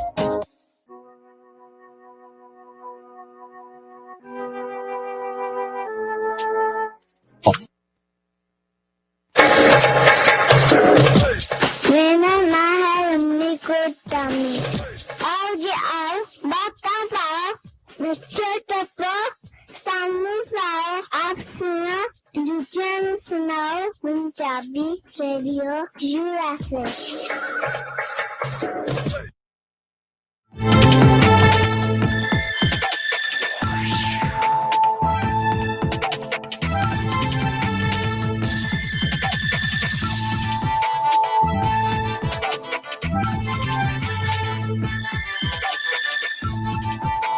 Punjabi radio USA ਸੁਣ ਰਹੇ ਸਾਰੇ ਸਰੋਤਿਆਂ ਨੂੰ ਇੱਕ ਵਾਰੀ ਫੇਰ ਨਿੱਕੀ ਜੀ ਆਇਆਂ ਨੂੰ, ਸਭ ਦਾ ਸਵਾਗਤ ਹੈ। ਸਰੋਤਿਓ ਪ੍ਰੋਗਰਾਮ ਚੱਲ ਰਿਹਾ ਜੀ ਅਪਡੇਟ ਅਮਰੀਕਾ। ਹਰਜੋਤ ਸਿੰਘ ਜੀ ਸਵਾਗਤ ਹੈ, ਸਤਿ ਸ਼੍ਰੀ ਅਕਾਲ ਜੀ। ਸਤਿ ਸ਼੍ਰੀ ਅਕਾਲ, ਧੰਨਵਾਦ ਜੀ ਆਇਆਂ ਨੂੰ ਜੀ। ਤੇ ਆਪਣੇ ਨਾਲ ਇਸ ਟਾਈਮ ਜ਼ੈਂਡਰ ਗਰੁੱਪ ਤੋਂ ਜੁੜ ਚੁੱਕੇ ਨੇ ਮੋਹਨ ਸਿੰਘ ਚੀਮਾ ਜੀ। ਮੋਹਨ ਸਿੰਘ ਚੀਮਾ ਜੀ, ਜੀ ਆਇਆਂ ਨੂੰ ਸਵਾਗਤ ਹੈ, ਸਤਿ ਸ਼੍ਰੀ ਅਕਾਲ ਜੀ। ਸਤਿ ਸ਼੍ਰੀ ਅਕਾਲ ਜੀ, ਆਪ ਜੀ ਨੂੰ, ਖਾਲਸਾ ਭਾਜੀ ਆਪ ਜੀ ਨੂੰ ਅਤੇ ਸਭ ਸਰੋਤਿਆਂ ਨੂੰ ਮੇਰੇ ਵੱਲੋਂ ਹੱਥ ਜੋੜ ਕੇ ਪਿਆਰ ਭਰੀ ਸਤਿ ਸ਼੍ਰੀ ਅਕਾਲ ਜੀ। ਧੰਨਵਾਦ ਜੀ। ਚੀਮਾ ਜੀ, ਇਹ ਕੁਐਸਚਨ ਹੈ ਮੇਰਾ ਵੀ ਪਿਛਲੇ ਸਾਲ ਨਾਲੋਂ ਤਾਂ ਠੀਕ ਆ, ਪਰਚੇਜ਼ ਵਾਲੀਆਂ ਐਪਲੀਕੇਸ਼ਨਾਂ 'ਚ ਕਹਿੰਦੇ ਥੋੜਾ ਘਾਟਾ ਹੋਇਆ, ਪਰ ਪਿਛਲੇ ਹਫ਼ਤੇ ਨਾਲੋਂ 1% ਇਨਕਰੀਜ਼ ਹੋਈਆਂ ਮੌਰਗੇਜ ਐਪਲੀਕੇਸ਼ਨਸ ਪਰਚੇਜ਼ ਕਰਨ ਵਾਲਿਆਂ ਦੀਆਂ। ਇਹਦਾ ਕੀ ਕਾਰਨ ਹੈ? ਹਾਂਜੀ, ਸੋ ਖਾਲਸਾ ਭਾਜੀ ਪਹਿਲਾਂ ਤੇ ਜਿਹੜੀਆਂ ਸਭ ਮੈਂ ਆਪਣੀਆਂ ਆਈਡੀਜ਼ ਹੈ ਜੀ ਸਾਰਿਆਂ ਨਾਲ ਡਿਕਲੇਅਰ ਕਰਨਾ ਚਾਹੂੰਗਾ, ਸ਼ੇਅਰ ਕਰਨਾ ਚਾਹੂੰਗਾ। ਜਿਹੜੀ ਸਾਡੀ ਲੋਨ ਦੀ ਆਈਡੀ ਹੈਗੀ ਹੈ ਜੀ ਜ਼ੈਂਡਰ ਮੌਰਗੇਜ ਦੀ, ਉਹ ਹੈਗੀ ਹੈ NMLS ID ਨੰਬਰ 698952। ਜਿਹੜਾ ਅਸੀਂ ਰੀਅਲ ਸਟੇਟ ਦਾ ਕੰਮ ਕਰਨਾ ਜੀ ਜ਼ੈਂਡਰ ਰੀਅਲ ਸਟੇਟ ਨਾਲ, ਉਹ ਸਾਡੀ DRE ਨੰਬਰ ਹੈਗਾ ਜੀ 020671197। ਖਾਲਸਾ ਭਾਜੀ ਜਿਹੜਾ ਡਾਟਾ ਆ ਰਿਹਾ ਇਸ ਵੇਲੇ ਤੁਹਾਡਾ ਬਿਲਕੁਲ ਸਹੀ ਹੈ ਜੀ। ਜਿਹੜਾ ਪਰਚੇਜ਼ ਦਾ ਜਿਹੜਾ ਕੰਮ ਹੈਗਾ ਵੀ ਜਿਹਦੇ ਵਿੱਚ ਲੋਕੀ ਘਰ ਖਰੀਦ ਰਹੇ ਹੈਗੇ ਆ, ਉਹਦੇ ਵਿੱਚ ਥੋੜੀ ਬਹੁਤੀ ਇਨਕਰੀਜ਼ ਨਜ਼ਰ ਆ ਰਹੀ ਹੈ ਜੀ, ਕਿਉਂਕਿ ਲੋਕਾਂ ਦੇ ਮਨ ਦੇ ਵਿੱਚ ਇਹ ਹੈਗਾ ਵੀ ਇਹ ਕਿਤੇ ਵਿਆਜ ਇੰਨੀ ਕੁ ਜ਼ਿਆਦਾ ਨਾ ਹੋ ਜਾਣ ਵੀ ਉਹ ਬਿਲਕੁਲ ਵੀ ਮਾਰਕੀਟ ਤੋਂ ਬਾਹਰ ਹੀ ਹੋ ਜਾਣ 100%, ਹਨਾ। ਕਿਉਂਕਿ ਜਿੰਨੀ ਤੇਜ਼ੀ ਨਾਲ ਇਹ ਇਨਕਰੀਜ਼ ਆਈ ਹੈ, ਅਸੀਂ ਅੱਜ ਤੋਂ 2 ਮਹੀਨੇ ਪਹਿਲਾਂ ਵੀ ਗੱਲ ਕਰੀ ਨਾ, ਤਾਂ ਰੇਟ ਬੜੇ ਹੀ ਸੋਹਣੇ ਸੀਗੇ, ਬਹੁਤ ਚੰਗੇ ਸੀਗੇ। ਇੱਕ ਯਕਦਮ ਕਹ ਲਓ ਵੀ ਰਾਈਟ ਵੇ ਨਾ ਏਦਾਂ ਸਪਾਈਕ ਕਰ ਗਿਆ ਕਿ ਜਿਹੜਾ ਆਮ ਨਾਗਰਿਕ ਹੈਗਾ ਉਹਦੇ ਮਨ ਦੇ ਵਿੱਚ ਇਸ ਵੇਲੇ ਥੋੜਾ ਜਿਹਾ ਖੌਫ ਇਹ ਹੈਗਾ ਕਿ ਅਸੀਂ ਘਰ ਇਹ ਨਾ ਵੀ ਲੈ ਨਾ ਪਾਈਏ, ਸੋ ਉਹਦੇ ਵਿੱਚ ਇਨਕਰੀਜ਼ ਨਜ਼ਰ ਆ ਰਹੀ ਹੈ। ਦੂਸਰੀ ਗੱਲ ਇਹ ਹੈਗਾ ਕਿ ਜਿਹੜਾ ਡਾਟਾ ਹੈਗਾ ਨਾ, ਜਿਹੜੇ ਐਕਸਪਰਟਸ ਇਹ ਕਹਿ ਰਹੇ ਨੇ ਕਿ ਜਿਹੜੇ ਘਰ ਹੈਗੇ ਨੇ ਨਾ, ਇਹ ਜੇ ਤੁਸੀਂ ਓਵਰਆਲ ਅਸੀਂ ਇਹਨੂੰ ਚੀਜ਼ ਨੂੰ ਸਮਝਣ ਦੀ ਕੋਸ਼ਿਸ਼ ਕਰੀਏ ਤੇ ਵੀ ਜੀ ਇਸ ਤਰ੍ਹਾਂ ਹੈਗਾ ਵੀ ਜੇ ਤੁਸੀਂ 2006 7 8 ਦੇ ਟਾਈਮ ਦੀ ਗੱਲ ਕਰੋ ਨਾ, ਜਦੋਂ ਮਾਰਕੀਟ ਕ੍ਰੈਸ਼ ਹੋਇਆ ਸੀ ਜਾਂ ਹਾਊਸਿੰਗ ਬਬਲ ਸੀਗਾ, ਤੇ ਉਦੋਂ ਪ੍ਰਾਈਸਾਂ ਦਾ ਇੱਕ ਲੈਵਲ ਬਣ ਚੁੱਕਿਆ ਸੀਗਾ, ਠੀਕ ਹੈ, ਫਿਰ ਉਹ ਡਿੱਗ ਗਿਆ। ਤੇ 2007 ਤੋਂ ਲੈ ਕੇ ਹੁਣ ਜਿਹੜਾ ਲੈਵਲ ਹੈਗਾ ਉੱਥੇ ਜਾ ਕੇ ਇਹ ਬਰਾਬਰ ਤੇ ਹਜੇ ਹੁਣ ਆਇਆ। 2007-8 ਦੀ ਗੱਲ ਜੇ ਕਰੀਏ ਤੇ ਆਪਣਾ 10-12 ਸਾਲ ਵਿੱਚੋਂ ਨਿਕਲ ਚੁੱਕੇ ਹੁਣ ਅਸੀਂ 2022 ਚ ਹੈਗੇ ਹਾਂ। ਉਦੋਂ ਜਿਹੜੇ ਵਿਆਜ ਸੀਗੇ ਨਾ ਉਹ ਸੀਗੇ 4, 4.5, 5-6% ਦੇ ਟਾਈਮ, ਉਸ ਟਾਈਮ ਦੀ ਮੈਂ ਗੱਲ ਕਰ ਰਿਹਾ 2007-8 ਦੀ, ਠੀਕ ਹੈ ਜੀ। ਉਹ ਲੈਵਲ ਹੁਣ ਜਾ ਕੇ ਅਚੀਵ ਹੋਇਆ ਦੁਬਾਰਾ ਤੋਂ। ਸੋ ਬੇਸਿਕਲੀ ਜੇ ਤੁਸੀਂ ਸਟੈਪ ਬੈਕ ਕਰੋ ਤਾਂ ਇਸ ਚੀਜ਼ ਨੂੰ ਇਸ ਐਂਗਲ ਨਾਲ ਦੇਖੋ ਨਾ, ਤਾਂ ਵੀ ਹੈਵ ਜਸਟ ਕਾਟ ਅਪ ਟੂ ਦੈਟ ਟਾਈਮ। ਸੋ ਉਹਦੇ ਹਿਸਾਬ ਨਾਲ ਜਿਹੜੀਆਂ ਪ੍ਰਾਈਸਿਸ ਹੈਗੀਆਂ ਦੇ are right for the right time, ਕਹਿ ਲਓ ਵੀ ਇਸ ਸਮੇਂ ਦੇ ਮੁਤਾਬਿਕ ਜਿਹੜੀਆਂ ਘਰਾਂ ਦੀਆਂ ਪ੍ਰਾਈਸਿਸ ਹੈਗੀਆਂ that's where they're supposed to be। ਸਾਨੂੰ ਇਹ ਲੱਗਦਾ ਯਾਰ ਬਹੁਤ ਵਧੀਆ ਹੈਗੀਆਂ, ਚ ਕੋਈ ਦੋ ਰਾਏ ਨਹੀਂ ਹੈਗੀ, ਘਰਾਂ ਦੀਆਂ ਪ੍ਰਾਈਸਿਸ ਵਧੀਆ ਹੈਗੀਆਂ, ਬਟ ਜੇ ਤੁਸੀਂ ਪਿਛਲੇ 12 ਸਾਲ ਦਾ ਟਾਈਮ ਵੀ ਲੈ ਕੇ ਵਿੱਚ ਕਾਊਂਟ ਕਰੋ ਨਾ, so they are right for the right time. ਇਸੇ ਕਾਰਨ ਜਿਹੜੇ ਲੋਕ ਗੱਲ ਨੂੰ ਸਮਝਦੇ ਨੇ, ਜਿਨ੍ਹਾਂ ਨੂੰ ਘਰਾਂ ਦੀ ਲੋੜ ਹੈਗੀ ਹੈ, ਉਹ ਇਸ ਚੀਜ਼ ਚੋਂ ਬੈਕਆਊਟ ਨਹੀਂ ਕਰਦੇ, ਉਹਨਾਂ ਨੂੰ ਪਤਾ, ਦੇ ਅੰਡਰਸਟੈਂਡ ਕਿਰਾਏ ਵਧੇ, ਤੇਲਾਂ ਦੀਆਂ ਕੀਮਤਾਂ ਵਧੀਆਂ, ਦੁੱਧ ਲੈਣ ਚ ਉਹਦੀ ਕੀਮਤ ਵਧੀ ਹੈ। ਸੋ ਹਰ ਇੱਕ ਟਾਈਮ ਦੇ ਹਿਸਾਬ ਨਾਲ they are right at the right place, but because of pandemic, material shortages, inventory shortages, this is going to continue. ਹੁਣ ਪ੍ਰਾਈਸਿਸ ਜਿਹੜੀਆਂ ਹੈਗੀਆਂ ਘਰਾਂ ਦੀਆਂ ਵਧਣਗੀਆਂ ਨਹੀਂ, ਸਟੇਬਲ ਰਹਿਣਗੀਆਂ। 5% ਦੀ ਕਹਿ ਲਓ ਵੀ ਆਸ਼ਾ ਹੈਗੀ ਹੈ ਵੀ ਥੋੜੀ ਬਹੁਤੀ ਐਡਜਸਟਮੈਂਟ ਪ੍ਰਾਈਸਿੰਗ ਦੀ ਹੋਊਗੀ, ਬਟ ਦੇ ਗੋਇੰ ਟੂ ਕੰਟੀਨਿਊ ਐਂਡ ਜਿਹੜੇ ਲੋਕ ਹੈਗੇ ਆ, people are going to continue to buy homes. ਜੀ ਬਿਲਕੁਲ। ਸੋ ਬਹੁਤ ਸਾਰੇ ਕਹਿੰਦੇ ਵੀ ਈਵਨ ਦੋ ਮਾਰਗੇਜ ਰੇਟਸ ਤਾਂ ਵੱਧ ਰਹੇ ਹੈਗੇ ਆ, ਐਵਰੇਜ 30 ਈਅਰ ਕਨਵੈਨਸ਼ਨਲ ਹੁਣ 5% ਦੇ ਕਰੀਬ ਆ, ਪਰ ਜਿਹੜੇ ਅਮੀਰ ਆ ਜਾਂ ਜਿਹੜੇ ਜੰਬੋ ਲੋਨ ਲੈ ਰਹੇ ਆ ਉਹਨਾਂ ਦਾ ਰੇਟ 4.5% ਦੇ ਲਾਗੇ ਛਾਗੇ ਆ। ਇਹ ਕੀ ਚੱਕਰ ਹੈਗਾ? ਹਾਂਜੀ ਦੇਖੋ, ਜਿਹੜੇ ਦੇਖੋ ਬੇਸਿਕਲੀ ਬੈਂਕ ਦੀਆਂ ਆਪਣੀਆਂ ਇੰਡੀਵਿਜੂਅਲ ਪਾਲਿਸੀਜ਼ ਹੈਗੀਆਂ। ਜੋ ਮੈਂ ਇਹ ਦੇਖਿਆ ਖਾਲਸਾ ਭਾਜੀ, ਤਰਾਜੂ ਭਾਜੀ, ਵੀ ਜਿਹੜੇ ਕਲਾਇੰਟਸ ਨੂੰ ਅਸੀਂ ਹੁਣ ਇਸ ਵੇਲੇ ਅੱਜ ਦੀ ਤਰੀਕ 'ਚ ਡੀਲ ਕਰ ਰਹੇ ਹਾਂ, ਉਹ ਆਪਣੇ ਬਜਟ ਦੇ ਹਿਸਾਬ ਨਾਲ ਸਾਡੇ ਕੋਲ ਆ ਰਹੇ ਆ ਜੀ। ਉਹ ਇਹ ਕਹਿੰਦੇ ਭਾਈ ਜੇ ਮੈਨੂੰ ਇਹ ਦੱਸੋ ਮੈਂ ਜੇ 7 ਲੱਖ ਦਾ $1 million ਦਾ ਘਰ ਲੈਣਾ, ਇੰਨੀ ਮੇਰੇ ਕੋਲ ਡਾਊਨ ਪੇਮੈਂਟ ਆ, ਮੇਰਾ ਕ੍ਰੈਡਿਟ ਹੈਗਾ, ਮੇਰੇ ਰੇਟ ਦੇ ਮੁਤਾਬਿਕ ਮੈਂ ਇਹ ਪੇਮੈਂਟ ਮੇਰੀ ਇੰਨੀ, ਉਹਨਾਂ ਨੇ ਦੱਸਣੇ, ਕਹਿੰਦੇ ਇਹ ਕੋਈ ਗੱਲ ਨਹੀਂ ਅਸੀਂ ਦੇ ਸਕਦੇ। ਹਰ ਇੱਕ ਦਾ ਬਜਟ ਵੱਖਰਾ ਹੈਗਾ। ਇਸੇ ਕਾਰਨ ਜਿਹੜੀ ਚੀਜ਼ ਹੋਈ ਹੈ ਪੈਂਡੈਮਿਕ ਦੇ ਦੌਰਾਨ ਭਾਜੀ, ਉਹ ਇਹ ਹੋਈ ਹੈਗੀ ਵੀ ਜੀ ਕਿ ਅਮਰੀਕਾ ਦੇ ਵਿੱਚ, ਖਾਸ ਕਰਕੇ US ਦੀ ਗੱਲ ਕਰੀਏ, US ਇਕਨੋਮੀ ਦੀ ਗੱਲ ਕਰੀਏ, government distribution of funds through EIDL programme, PPP programmes ਕਹਿ ਲਓ, ਬਿਜ਼ਨਸਿਸ ਜਿਹੜੇ ਲੋਕਾਂ ਦੇ ਸੀਗੇ ਨਾ, ਉਹਨਾਂ ਨੂੰ ਬਹੁਤ ਜ਼ਿਆਦਾ ਸਪੋਰਟ ਮਿਲੀ ਹੈਗੀ ਹੈ। ਉਹ ਸਪੋਰਟ ਹਜੇ ਤੱਕ ਚੱਲ ਰਹੀ ਹੈ। ਇਸੇ ਕਾਰਨ ਤੁਸੀਂ ਦੇਖ ਲਓ ਵੀ ਲੋਕਾਂ ਦੇ, ਕਿਉਂਕਿ ਅਸੀਂ ਐਪਲੀਕੇਸ਼ਨ ਰੋਜ਼ ਦੇਖਦੇ ਹਾਂ, ਅਸੀਂ ਲੋਕਾਂ ਦੀਆਂ ਬੈਂਕ ਸਟੇਟਮੈਂਟ ਦੇਖਦੇ ਹਾਂ, ਸਾਡੇ ਕੋਲ ਜਿਹੜਾ ਡਾਟਾ ਆ ਰਿਹਾ ਉਹ ਦੱਸਦਾ ਵੀ ਜਿਹੜੀ ਓਵਰਆਲ ਕੰਡੀਸ਼ਨ ਬਿਜ਼ਨਸ ਓਨਰਸ ਦੀ ਹੈਗੀ ਨਾ, ਬੜੀ ਸੋਲਿਡ ਹੈਗੀ ਹੈ। ਉਹਨਾਂ ਦੇ ਬੈਂਕ ਅਕਾਊਂਟ 'ਚ ਪੈਸਾ ਵੀ ਹੈਗਾ। ਉਹਨਾਂ ਦੇ ਜਿਹੜੇ ਮੈਜੋਰਟੀ ਆਫ ਬਿਜ਼ਨਸਿਸ, ਜਦ ਮੈਂ ਖਾਸ ਕਰ ਅਗਰ ਜੀ ਆਪਣੀ ਕਮਿਊਨਿਟੀ ਦੀ ਗੱਲ ਕਰ ਰਿਹਾ ਪੰਜਾਬੀ ਦੀ, they are in a very strong position, they have the buying power. ਹਾਲੇ ਵੀ ਤੁਸੀਂ ਦੇਖ ਲਓ ਆਪਣੇ ਜਿਹੜੇ ਸਾਡੇ ਖਾਸ ਕਮਿਊਨਿਟੀ ਦੇ ਵਿੱਚ ਕੋਈ ਇੰਨੀ ਘਾਟ ਨਹੀਂ ਆਈ ਵੀ ਲੋਕਾਂ ਡਰੇ ਜ਼ਰੂਰ ਹੈਗੇ, ਸਹਿਮੇ ਜ਼ਰੂਰ ਹੈਗੇ। ਕੁਛ ਦਾ ਇਹ ਵੀ ਵਿਚਾਰ ਹੈਗਾ ਸ਼ਾਇਦ ਕ੍ਰੈਸ਼ ਹੋ ਗਈ ਤੇ ਆਪਾਂ 2 ਘਰ ਇਕੱਠੇ ਲਾਂਗੇ, ਉਹ ਤੇ ਉਹਨਾਂ ਨੂੰ ਤਾਂ ਵੇਟ ਕਰਨੀ ਪੈਣੀ, ਉਹ ਕੰਮ ਨਹੀਂ ਹੋਣਾ ਕਿਸੇ ਦਾ ਵੀ ਇਸ ਤਰ੍ਹਾਂ ਦਾ ਵੀ ਜੇ ਕੋਈ ਕ੍ਰੈਸ਼ ਹੋ ਜੂਗੀ। ਸੋ ਓਵਰਆਲ ਜਿਹੜੀ ਹੈਗੀ ਨਾ health condition of the business owners money wise it is good. ਤੇ ਉਹ ਜਿਹੜੇ ਹੈਗੇ ਆ ਜੰਬੋ ਲੋਨਸ ਜਾਂ ਜਿਹੜੇ ਹਾਈ ਪ੍ਰਾਈਸ ਜਿਹੜੇ ਕਲਰ ਘਰ ਹੈਗੇ ਆ, ਉਹ ਉਹਨਾਂ ਕੋਲ ਡਾਊਨ ਪੇਮੈਂਟ ਵੀ ਹੈਗੀ ਹੈ, ਉਹ ਪੇਮੈਂਟ ਨੂੰ ਅਫੋਰਡ ਵੀ ਕਰ ਸਕਦੇ। ਬੈਂਕ ਕਹਿੰਦਾ ਜੀ ਇੰਨੀ ਜ਼ਿਆਦਾ ਡਾਊਨ ਪੇਮੈਂਟ ਦੇਖਣਾ ਹੈ ਤਾਂ ਤੁਹਾਨੂੰ ਥੋੜਾ ਵਿਆਜ ਅਸੀਂ ਜਿਹੜਾ ਵਧੀਆ ਦੇ ਸਕਦੇ ਹਾਂ, ਕਿਉਂਕਿ ਜਿਹੜੇ ਜੰਬੋ ਲੋਨਸ ਹੈਗੇ ਨਾ, ਇਹਦੇ ਵਿੱਚ ਗਵਰਨਮੈਂਟ ਬੈਕਿੰਗ ਕੋਈ ਨਹੀਂ ਹੈਗੀ। ਜੀ ਜੀ ਬਿਲਕੁਲ। ਸੋ ਇੰਟਰਸਟ ਰੇਟ 5% ਤੇ ਆਲਰੇਡੀ ਜਿੱਦਾਂ ਪਹੁੰਚ ਚੁੱਕੇ ਕਈ ਥਾਵਾਂ ਦੇ ਉੱਤੇ, ਆਪਾਂ ਵੱਧ ਵੀ ਜਿਹੜੇ ਉਹ ਦੇਖ ਰਹੇ ਆ। ਫੈਡ ਵਾਲੇ ਕਹਿੰਦੇ ਸੀਗੇ ਵੀ ਆਪਾਂ ਇੰਟਰਸਟ ਰੇਟ ਹੋਰ ਵੀ ਜਿਹੜੇ ਵਧਾਉਣੇ ਆ। ਸੋ ਹੋਮ ਇੰਟਰਸਟ ਰੇਟਸ ਦੇ ਉੱਤੇ ਉਸਦਾ ਕੀ ਅਸਰ ਰਹਿਣਾ ਹੈ ਜਦੋਂ ਸੈਂਟਰਲ ਬੈਂਕ ਨੇ ਦੂਜੇ ਬੈਂਕਾਂ ਨੂੰ ਪੈਸੇ ਡਾਲਰ ਦੇਣ ਦੇ ਉੱਤੇ ਜਿਹੜਾ ਇੰਟਰਸਟ ਰੇਟ ਵਧਾਉਣਾ ਆ, ਉਸ ਦਾ ਡਾਇਰੈਕਟ ਅਸਰ ਆਪਾਂ ਇੱਧਰਲੇ ਪਾਸੇ ਨੂੰ ਹੋਰ ਦੇਖਾਂਗੇ ਜਾਂ ਤੁਹਾਨੂੰ ਲੱਗਦਾ ਇੱਥੇ ਕਿ ਸਟੇਬਲ ਰਹਿਣਗੇ? ਹਾਂਜੀ ਦੇਖੋ, ਮੈਂ ਤੁਹਾਨੂੰ ਆਪਣਾ ਓਪੀਨੀਅਨ ਦੱਸਣ ਲੱਗਾ। ਮੇਰੇ ਹਿਸਾਬ ਨਾਲ ਜਿਹੜੇ ਵਿਆਜ ਹੈਗੇ ਨਾ, ਇਹ ਥੋੜੇ ਬਹੁਤੇ ਘਟਣਗੇ ਜੀ। ਅੱਛਾ ਜਿਹੜੇ ਤੇ ਪਹਿਲਾਂ ਸੀਗੇ ਨਾ ਇੱਕਦਮ ਜਿਹੜੇ 2.5-3% ਉਹ ਨਹੀਂ ਜੇ ਲੱਭਣੇ, ਉਹ ਨਾ ਹੀ ਆਉਣੇ, ਉਹ ਟਾਈਮ ਨਿਕਲ ਗਿਆ। ਜਿਨ੍ਹਾਂ ਨੇ ਕਰਾ ਲਿਆ ਉਹਨਾਂ ਦੀ ਲਾਟਰੀ ਨਿਕਲ ਗਈ ਉਦੋਂ। ਹੁਣ ਇਹ ਹੈਗੀ ਹੈ ਵੀ ਜਿਹੜੇ ਸੈੱਟ ਦੇ ਹੈਗੇ ਆ ਪੁਆਇੰਟਸ ਜਾਂ ਜਿਹੜੇ ਉਹਨਾਂ ਬਿਪਸ ਵਧਾਣੇ, ਜਿਹੜੇ ਰੇਟ ਵਧਾਣੇ ਆ ਨਾ, ਉਹਦਾ ਜਿਹੜਾ ਜ਼ਿਆਦਾ ਫਰਕ ਪੈਣਾ ਵੀਰ ਜੀ ਉਹ ਕੰਜ਼ਿਊਮਰ ਜਿਹੜੀਆਂ ਚੀਜ਼ਾਂ ਹੈਗੀਆਂ ਜਿਵੇਂ ਕਾਰ ਲੋਨਸ ਹੋ ਗਏ ਜਾਂ ਕ੍ਰੈਡਿਟ ਕਾਰਡਸ ਹੋ ਗਏ ਜਾਂ ਪਰਸਨਲ ਲੋਨਸ ਜਾਂ ਇਹੋ ਜਿਹੜੀਆਂ ਡੈਟਸ ਹੈਗੀਆਂ ਉਹਨਾਂ ਉੱਪਰ ਇਹਦਾ ਜ਼ਿਆਦਾ ਫਰਕ ਪਊਗਾ। ਜਿਹੜੇ ਘਰਾਂ ਦੇ ਬੇਸ ਦੇ ਉੱਪਰ ਜਿਹੜੀ ਮੌਰਗੇਜ ਰੇਟਸ ਹੈਗੇ ਆ, that's has something to do with the mortgage backed security. ਜਦੋਂ ਗਵਰਨਮੈਂਟ ਬੌਂਡ ਪਰਚੇਜ਼ ਕਰਦੀ ਹੈ ਨਾ, ਉਹਦੀ ਉਹਨਾਂ ਟਿਪਿੰਗ ਉਹ ਤੇ ਉਹਨਾਂ ਨੇ ਕੰਟੀਨਿਊ ਕਰੀ ਗਏ ਨੇ, ਬਟ ਇਵੈਂਚੁਅਲੀ ਇਹਦੇ ਉੱਪਰ ਘਰਾਂ ਦੇ ਵਿਆਜ ਇਹ ਨਹੀਂ ਹੋਣਾ ਵੀ ਇਹ 9-10% ਤੇ ਚੱਲ ਜਾਣਗੇ, ਏਦਾਂ ਦੀ ਕੋਈ ਗੱਲਬਾਤ ਨਹੀਂ ਹੋਣੀ।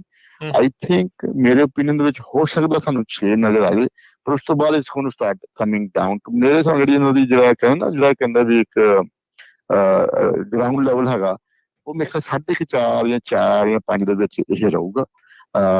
6 ਟੱਚ ਕਰੂਗਾ, ਉਸ ਤੋਂ ਬਾਅਦ ਥੋੜਾ ਬਹੁਤਾ ਉਹਦਾ ਨਾ ਵੀ ਕਰੇ, ਬਟ ਇਹ 4, 5, 5.5 ਦੇ ਵਿੱਚ ਜਿਹੜਾ ਹੈਗਾ ਇਹ ਐਵਰੇਜ ਜਿਹੜਾ ਹੈਗਾ ਇਹ ਬਣ ਜਾਣਾ, ਤੇ that is going to be the normal. ਕਹਿ ਲਓ ਵੀ ਗੱਲ ਹੋਇਆ ਕਦੇ ਵੀ ਹੁਣ ਤੈਨੂੰ ਕੀ ਮਿਲਿਆ, ਕਿਸੇ ਨੇ ਕਹਾ ਮੈਨੂੰ 4.5 ਮਿਲਿਆ, ਕਿਸੇ ਨੇ ਕਹਾ ਮੈਨੂੰ 5.5 ਮਿਲਿਆ, ਇੱਥੇ ਹੀ ਗੱਲ ਰਹਿਣੀ ਹੈ। ਜੀ ਜੀ।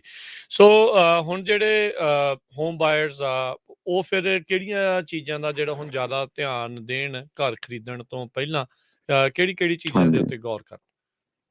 ਹਾਂਜੀ, ਦੇਖੋ ਅੱਜ ਕੱਲ੍ਹ ਜਿਹੜੀ ਸਭ ਤੋਂ ਇੰਪੋਰਟੈਂਟ ਗੱਲ ਜਿਹੜੀ ਚੱਲ ਰਹੀ ਹੈ ਰਾਜਵੀਰ ਭਾਜੀ, ਉਹ ਜਿਹੜੀ ਮੈਂ ਲੋਕਾਂ ਨੂੰ ਦੱਸਣਾ ਜਾਂ ਮੈਨੂੰ ਵੀ ਕਾਲ ਕਰਦੇ ਲੋਕ, ਮੈਂ ਕਹਿੰਦਾ ਯਾਰ ਤੁਸੀਂ ਨਾ ਪਹਿਲਾਂ ਆਪਣਾ ਬਜਟ ਦੇਖੋ ਇਸ ਵੇਲੇ ਵੀ ਕੀ ਹੈਗਾ। ਬਜਟ ਦੇ ਹਿਸਾਬ ਨਾਲ, ਕਿਉਂਕਿ ਵਿਆਜ ਤਾਂ ਸਾਨੂੰ ਪਤਾ ਚੱਲ ਗਿਆ ਵੀ ਵੱਧ ਗਏ ਹੈਗੇ, ਘਰਾਂ ਦੀਆਂ ਪ੍ਰਾਈਸਿਸ ਵੀ ਤਾਂ ਹੈਗੀਆਂ, ਤੁਸੀਂ ਆਪਣਾ ਬਜਟ ਦੇਖੋ ਵੀ ਤੁਹਾਨੂੰ ਕਿਰਾਏ ਦਾ ਘਰ ਸੂਟ ਕਰਦਾ ਕਿ ਤੁਹਾਨੂੰ ਆਪਣਾ ਘਰ ਸੂਟ ਕਰਦਾ। ਠੀਕ ਹੈ, ਜੇ ਤੇ ਤੁਹਾਡੇ ਵਿੱਚ $200-400 ਦਾ ਫਰਕ ਹੈਗਾ ਦੈਨ ਗੋ ਬਾਏ ਦਾ, ਠੀਕ ਹੈ, ਕਿਉਂਕਿ that you need it for long term. So purchasing is still a good idea for those clients who wants to ਜਿਹਨਾਂ ਆਪਣੇ ਘਰ 'ਚ ਰਹਿਣਾ ਹੈਗਾ। ਕਿਹੜੀਆਂ ਚੀਜ਼ਾਂ ਦਾ ਖਿਆਲ ਰੱਖਣਾ, ਦੇਖੋ ਕਦੀ ਵੀ ਤੁਸੀਂ ਘਰ ਲੈਣ ਜਾਓ ਉਹਨਾਂ ਨੇ ਤੁਹਾਡਾ ਕ੍ਰੈਡਿਟ ਚੈੱਕ ਕਰਨਾ, ਇਨਕਮ ਚੈੱਕ ਕਰਨੀ ਹੈ, ਤੇ ਉਹਨਾਂ ਨੇ ਇਹ ਦੇਖਣਾ ਵੀ ਤੁਹਾਡੇ ਕੋਲ ਘਰ ਦੇ ਜਿਹੜੇ ਡਾਊਨ ਪੇਮੈਂਟ ਵਾਸਤੇ ਪੈਸੇ ਹੈਗੇ ਆ ਕਿ ਨਹੀਂ ਹੈਗੇ। ਇੱਕ ਜਿਹੜੀ ਬੜੀ ਵੱਡੀ ਗੱਲ ਸਾਡੀ ਇੰਡਸਟਰੀ 'ਚ ਹੈਗੀ ਹੈ, ਸਾਡੇ ਖਾਸ ਕਰਕੇ ਸਾਡੇ ਟਰੱਕਿੰਗ ਦੇ ਵਿੱਚ ਸਾਡੇ ਭਰਾ ਹੈਗੇ ਨੇ, ਜਿਹਨਾਂ ਦੇ ਟਰੱਕਿੰਗ ਕੰਪਨੀ ਚੱਲਦੀਆਂ ਹੈਗੀਆਂ ਜੀ, ਉਹਨਾਂ ਦੇ ਵਿੱਚ ਕਈਆਂ ਕੋਲ ਨਾ ਵਰਕ ਪਰਮਿਟ ਹੁੰਦੇ ਆ, ਤੇ ਉਹ ਡਰ ਜਾਂਦੇ ਕਾਫੀ ਹੱਦ ਤੱਕ ਜਿਹੜੇ ਬੈਂਕ ਹੈਗੇ ਆ ਉਹ ਵਰਕ ਪਰਮਿਟ ਦੇ ਉੱਪਰ ਤੁਹਾਨੂੰ ਮੌਰਗੇਜ ਨਹੀਂ ਦਿੰਦੇ। ਬਟ ਜ਼ੈਂਡਰ ਗਰੁੱਪ ਦੇ ਵਿੱਚ ਜਿਹੜੀ ਸਾਡੀ ਕੰਪਨੀ ਹੈਗੀ ਆ, ਜੇ ਤੁਸੀਂ ਵਰਕ ਪਰਮਿਟ ਹੈਗੇ ਹੋ, ਭਾਵੇਂ ਤੁਹਾਡਾ ਵਰਕ ਪਰਮਿਟ ਐਕਸਪਾਇਰ ਵੀ ਹੋ ਗਿਆ ਸਰਟਨ ਕੇਸਿਸ ਦੇ ਵਿੱਚ, ਅਸੀਂ ਤੁਹਾਡੀ ਫਿਰ ਵੀ ਘਰ ਲੈਣ ਦੇ ਵਿੱਚ ਮਦਦ ਕਰਨੇ ਆ, ਔਰ ਅਸੀਂ ਕਾਫੀ ਲੋਕਾਂ ਨੂੰ ਇਹ ਘਰ ਲੈ ਕੇ ਦੇ ਵੀ ਚੁੱਕੇ ਹੈਗੇ ਆ।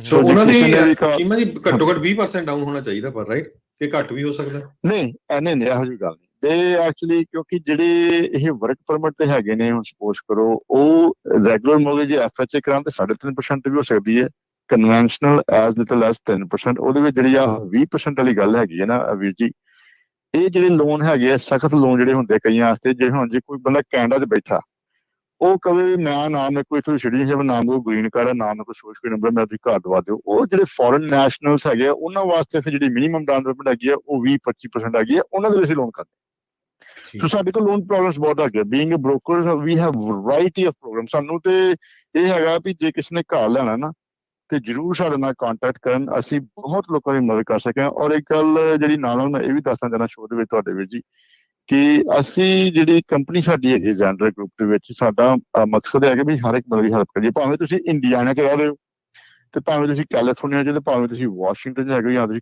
ਇਹ 4 ਸਟੇਟਾਂ ਕੋਲੋਰਾਡੋ, ਵਾਸ਼ਿੰਗਟਨ, ਕੈਲੀਫੋਰਨੀਆ ਤੇ ਇੰਡੀਆਨਾ, ਇਹਨਾਂ ਸ਼ਾਇਦ ਤੁਸੀਂ ਜੇ ਮੂਵ ਵੀ ਕਰਨਾ ਚਾਹੁੰਦੇ ਹੋ ਨਾ, ਸਾਡੀ ਕੰਪਨੀ ਤੁਹਾਡੀ ਹੈਲਪ ਕਰ ਸਕਦੀ ਹੈ। ਭਾਵੇਂ ਤੁਹਾਡੇ ਕੋਲ ਵਰਕ ਪਰਮਿਟ ਹੈਗਾ, ਭਾਵੇਂ ਤੁਸੀਂ ਕਿਸੇ ਦੂਸਰੇ ਵਿਦੇਸ਼ ਤੋਂ ਇੱਥੇ ਮੂਵ ਕਰਨਾ ਚਾਹੁੰਦੇ ਜੇ, ਤੇ ਅਸੀਂ ਕਹਿ ਲਓ ਤੁਹਾਡੇ ਵਾਸਤੇ ਤੁਹਾਡੇ ਲੋਨ ਦੇ ਵਿੱਚ ਮਦਦ ਕਰਨੀ। ਜਿਹੜੀ ਡਾਊਨ ਪੇਮੈਂਟ ਦੀ ਗੱਲ ਹੈਗੀ ਹੈ, ਵਰਕ ਪਰਮਿਟ ਵਾਲੇ FHA ਲੋਨ ਵੀ ਕਰਾ ਸਕਦੇ 3.5% ਤੇ, ਔਰ ਮਿਨੀਮਮ 10% ਕਨਵੈਨਸ਼ਨਲ ਵਾਲੇ ਪ੍ਰੋਡਕਟ ਵੀ ਸਾਡੇ ਕੋਲ ਹੈਗੇ ਆ। ਸੋ ਜੇ ਤੁਹਾਡਾ ਵਰਕ ਪਰਮਿਟ ਦਾ ਕੋਈ ਇਸ਼ੂ ਹੈਗਾ, ਉਹ ਤੋਂ ਨਾ ਘਬਰਾਓ, ਤੁਸੀਂ ਸਾਡੇ ਨਾਲ ਕਾਲ ਕਰਕੇ ਆਪਣੀ ਕੰਡੀਸ਼ਨ ਸਾਨੂੰ ਦੱਸੋ, ਅਸੀਂ ਉਸ ਹਿਸਾਬ ਨਾਲ ਤੁਹਾਨੂੰ ਅਸੀਂ ਅਪਰੂਵਲ ਲੈਟਰ ਦੇ ਸਕਦੇ ਹਾਂ ਜੀ। ਬਿਲਕੁਲ। ਸੋ ਇਹਨਾਂ ਦਾ ਕੰਟੈਕਟ ਨੰਬਰ ਹੈਗਾ ਆ 8559052575 855-905-2575। ਇਸ ਨੰਬਰ ਦੇ ਉੱਤੇ ਜ਼ੈਂਡਰ ਗਰੁੱਪ ਦੇ ਮੋਹਨ ਚੀਮਾ ਇਹਨਾਂ ਦੀ ਟੀਮ ਦੇ ਨਾਲ ਤੁਸੀਂ ਕੰਟੈਕਟ ਕਰ ਸਕਦੇ ਹੋ। ਇਕੱਲੇ ਹੋਮ ਲੋਨ 'ਚ ਨਹੀਂ, ਘਰ ਰੀਅਲ estate ਦਾ ਵੀ, ਘਰ ਖਰੀਦਣ ਤੇ ਵੇਚਣ ਦੇ ਵਿੱਚ ਵੀ ਤੁਹਾਡੀ ਇਹ ਮਦਦ ਕਰਦੇ ਆ। ਤੁਸੀਂ ਜ਼ਿਕਰ ਕੀਤਾ ਸੀਗਾ 4 ਸਟੇਟਾਂ ਦਾ, ਜੇ ਤੁਸੀਂ ਉਸ ਦੇ ਬਾਰੇ ਇੱਕ ਵਾਰੀ ਫਿਰ ਜਾਣਕਾਰੀ ਸਾਂਝੀ ਕਰ ਦਿਓ ਵੀ ਇੰਡੀਆਨਾ, ਕੋਲੋਰਾਡੋ, ਵਾਸ਼ਿੰਗਟਨ, ਕੈਲੀਫੋਰਨੀਆ ਦੇ ਵਿੱਚ ਇਕੱਲੇ ਲੋਨਸ ਦਾ ਆ, ਘਰ ਖਰੀਦਣ ਵੇਚਣ ਦਾ ਆ, ਕਿੱਥੇ ਕਿਹੜੀ ਚੀਜ਼ ਆ? ਹਾਂਜੀ ਵੀਰ ਜੀ, very good question. So basically ਜਿਹੜੇ ਤੇ ਹੈਗੇ ਮਾਰਗੇਜਿਸ ਦਾ ਕੰਮ, ਜੇ ਕਿਸੇ ਨੇ ਹੋਮ ਲੋਨ ਕਰਵਾਉਣਾ ਹੈਗਾ, ਉਹ ਅਸੀਂ ਇਹ 4 ਸਟੇਟਸ ਵਿੱਚ ਕਰਨੇ ਆ ਜੀ। ਤੁਸੀਂ ਇਹਨਾਂ ਦੇ ਜੇ ਨਿਵਾਸੀ ਹੈਗੇ ਹੋ ਜਾਂ ਤੁਸੀਂ ਇਹਨੇ ਇੱਕ ਸਟੇਟ ਤੋਂ ਦੂਜੀ ਸਟੇਟ ਜਾਣਾ ਚਾਹੁੰਦੇ ਹੋ, ਇਹਨਾਂ ਚਾਰਾਂ ਦੇ ਵਿੱਚ ਅਸੀਂ ਕਰ ਸਕਦੇ ਹਾਂ। ਜਿਹੜਾ ਕੰਮ ਹੈਗਾ ਰੀਅਲ ਅਸਟੇਟ ਦਾ, ਰੈਜ਼ੀਡੈਂਸ਼ੀਅਲ ਦਾ, ਜਿਹਦੇ ਵਿੱਚ ਵੀ ਤੁਸੀਂ ਕਦੋਂ ਵੀ ਘਰ ਵੇਚਣਾ ਕਿਸੇ ਨੇ ਜਾਂ ਘਰ ਲੈਣਾ ਕਿਸੇ ਨੇ, ਉਹ ਅਸੀਂ ਸਿਰਫ ਸਟੇਟ ਆਫ ਕੈਲੀਫੋਰਨੀਆ ਚ ਇਸ ਵੇਲੇ ਕਰ ਰਹੇ ਹਾਂ। ਕਿਉਂਕਿ ਸਾਡੇ ਕੋਈ ਡਿਮਾਂਡ ਬਹੁਤ ਹੈਗੀ ਹੈ ਰਾਜਕੁਮਾਰ ਭਾਜੀ, ਅਸੀਂ ਹਰ ਸਟੇਟ 'ਚ ਇਸ ਵੇਲੇ ਕਹ ਲਓ ਵੀ ਰੀਅਲ ਸਟੇਟ ਦਾ ਕੰਮ ਨਹੀਂ ਕਰਦੇ। ਰੀਅਲ ਸਟੇਟ ਜਿਹੜਾ ਕੰਮ ਹੈਗਾ ਪਰਟੀਕੁਲਰਲੀ ਉਹ ਅਸੀਂ ਕੈਲੀਫੋਰਨੀਆ 'ਚ ਕਰਨੇ ਆ, ਪਰ ਲੋਨਸ ਦਾ ਕੰਮ ਜਿਹੜੇ ਹੈਗਾ ਅਸੀਂ ਇਹ 4 ਸਟੇਟਾਂ 'ਚ ਕਰਨੇ ਆ ਜੀ। ਜੀ। ਸੋ ਸਰੋਤਿਓ, ਤੁਸੀਂ ਕੰਟੈਕਟ ਕਰ ਲਿਓ ਵੀ ਇਹਨਾਂ ਦੇ ਨਾਲ ਇਸ ਤੋਂ ਪਹਿਲਾਂ ਇੰਟਰਸਟ ਰੇਟ ਹੋਰ ਜ਼ਿਆਦਾ ਵੱਧ ਜਾਣੀ ਆ, ਪਤਾ ਨਹੀਂ ਕੀ ਜਿਹੜਾ ਉਹ ਬਣਨਾ ਹੈ। ਸੋ ਇੱਕ ਵਾਰੀ ਕੰਟੈਕਟ ਕਰੋ, ਗੱਲ ਕਰੋ, ਤੁਹਾਨੂੰ ਜਿਹੜੀ ਉਹ ਸਹੀ ਸਲਾਹ ਜਿਹੜੀ ਉਹ ਦੇ ਦੇਣਗੇ। 855 905 2575 855 905 2575 ਦੇ ਉੱਤੇ। ਤੇ ਬਹੁਤ ਬਹੁਤ ਸ਼ੁਕਰੀਆ ਮੋਹਨ ਚੀਮਾ ਜੀ, ਬੜਾ ਧੰਨਵਾਦ। ਮਿਲਦੇ ਹਾਂ ਜੀ ਫਿਰ ਆਪਾਂ ਅਗਲੀ ਵਾਰ। ਧੰਨਵਾਦ ਜੀ। ਜੀ ਆਪ ਜੀ ਨੂੰ ਹਾਂਜੀ ਸਭ ਸਰੋਤਿਆਂ ਨੂੰ ਨਾਲ ਜੀ ਮੈਂ ਵਿਸਾਖੀ ਦੇ ਸਭ ਨੂੰ ਬਹੁਤ ਵਧਾਈ ਦੇਣਾ ਜੀ। ਤੁਹਾਡਾ ਬਹੁਤ ਬਹੁਤ ਧੰਨਵਾਦ, ਤੁਸੀਂ ਆਪਣਾ ਕੀਮਤੀ ਸਮਾਂ ਕੱਢ ਕੇ ਮੈਨੂੰ ਆਪਣੇ ਸ਼ੋਅ ਤੇ ਲੈ ਕੇ ਆਏ ਜੀ। ਧੰਨਵਾਦ ਤੁਹਾਨੂੰ ਵੀ ਬਹੁਤ ਬਹੁਤ ਵਧਾਈ। ਤੇ ਹਰਜੋਤ ਸਿੰਘ ਜੀ ਲਈਏ ਜੀ ਫਿਰ ਆਪਾਂ ਵੀ ਇਜਾਜ਼ਤ ਮੇਰੇ ਰਾਜਕਨਵੀਰ ਸਿੰਘ ਵੱਲੋਂ, ਹਰਜੋਤ ਸਿੰਘ ਵੱਲੋਂ ਤੁਹਾਨੂੰ ਸਾਰਿਆਂ ਨੂੰ ਪਿਆਰ ਸਤਿਕਾਰ ਸਹਿਤ ਨਿੱਘੀ ਜਿਹੀ ਸਤਿ ਸ੍ਰੀ ਅਕਾਲ। ਜਿੰਦੇ ਵਾਸਤੇ ਰਹੋ, ਹੱਸਦੇ ਖੇਡਦੇ ਰਹੋ, ਸੁਣਦੇ ਰਹੋ ਪੰਜਾਬੀ ਰੇਡੀਓ US।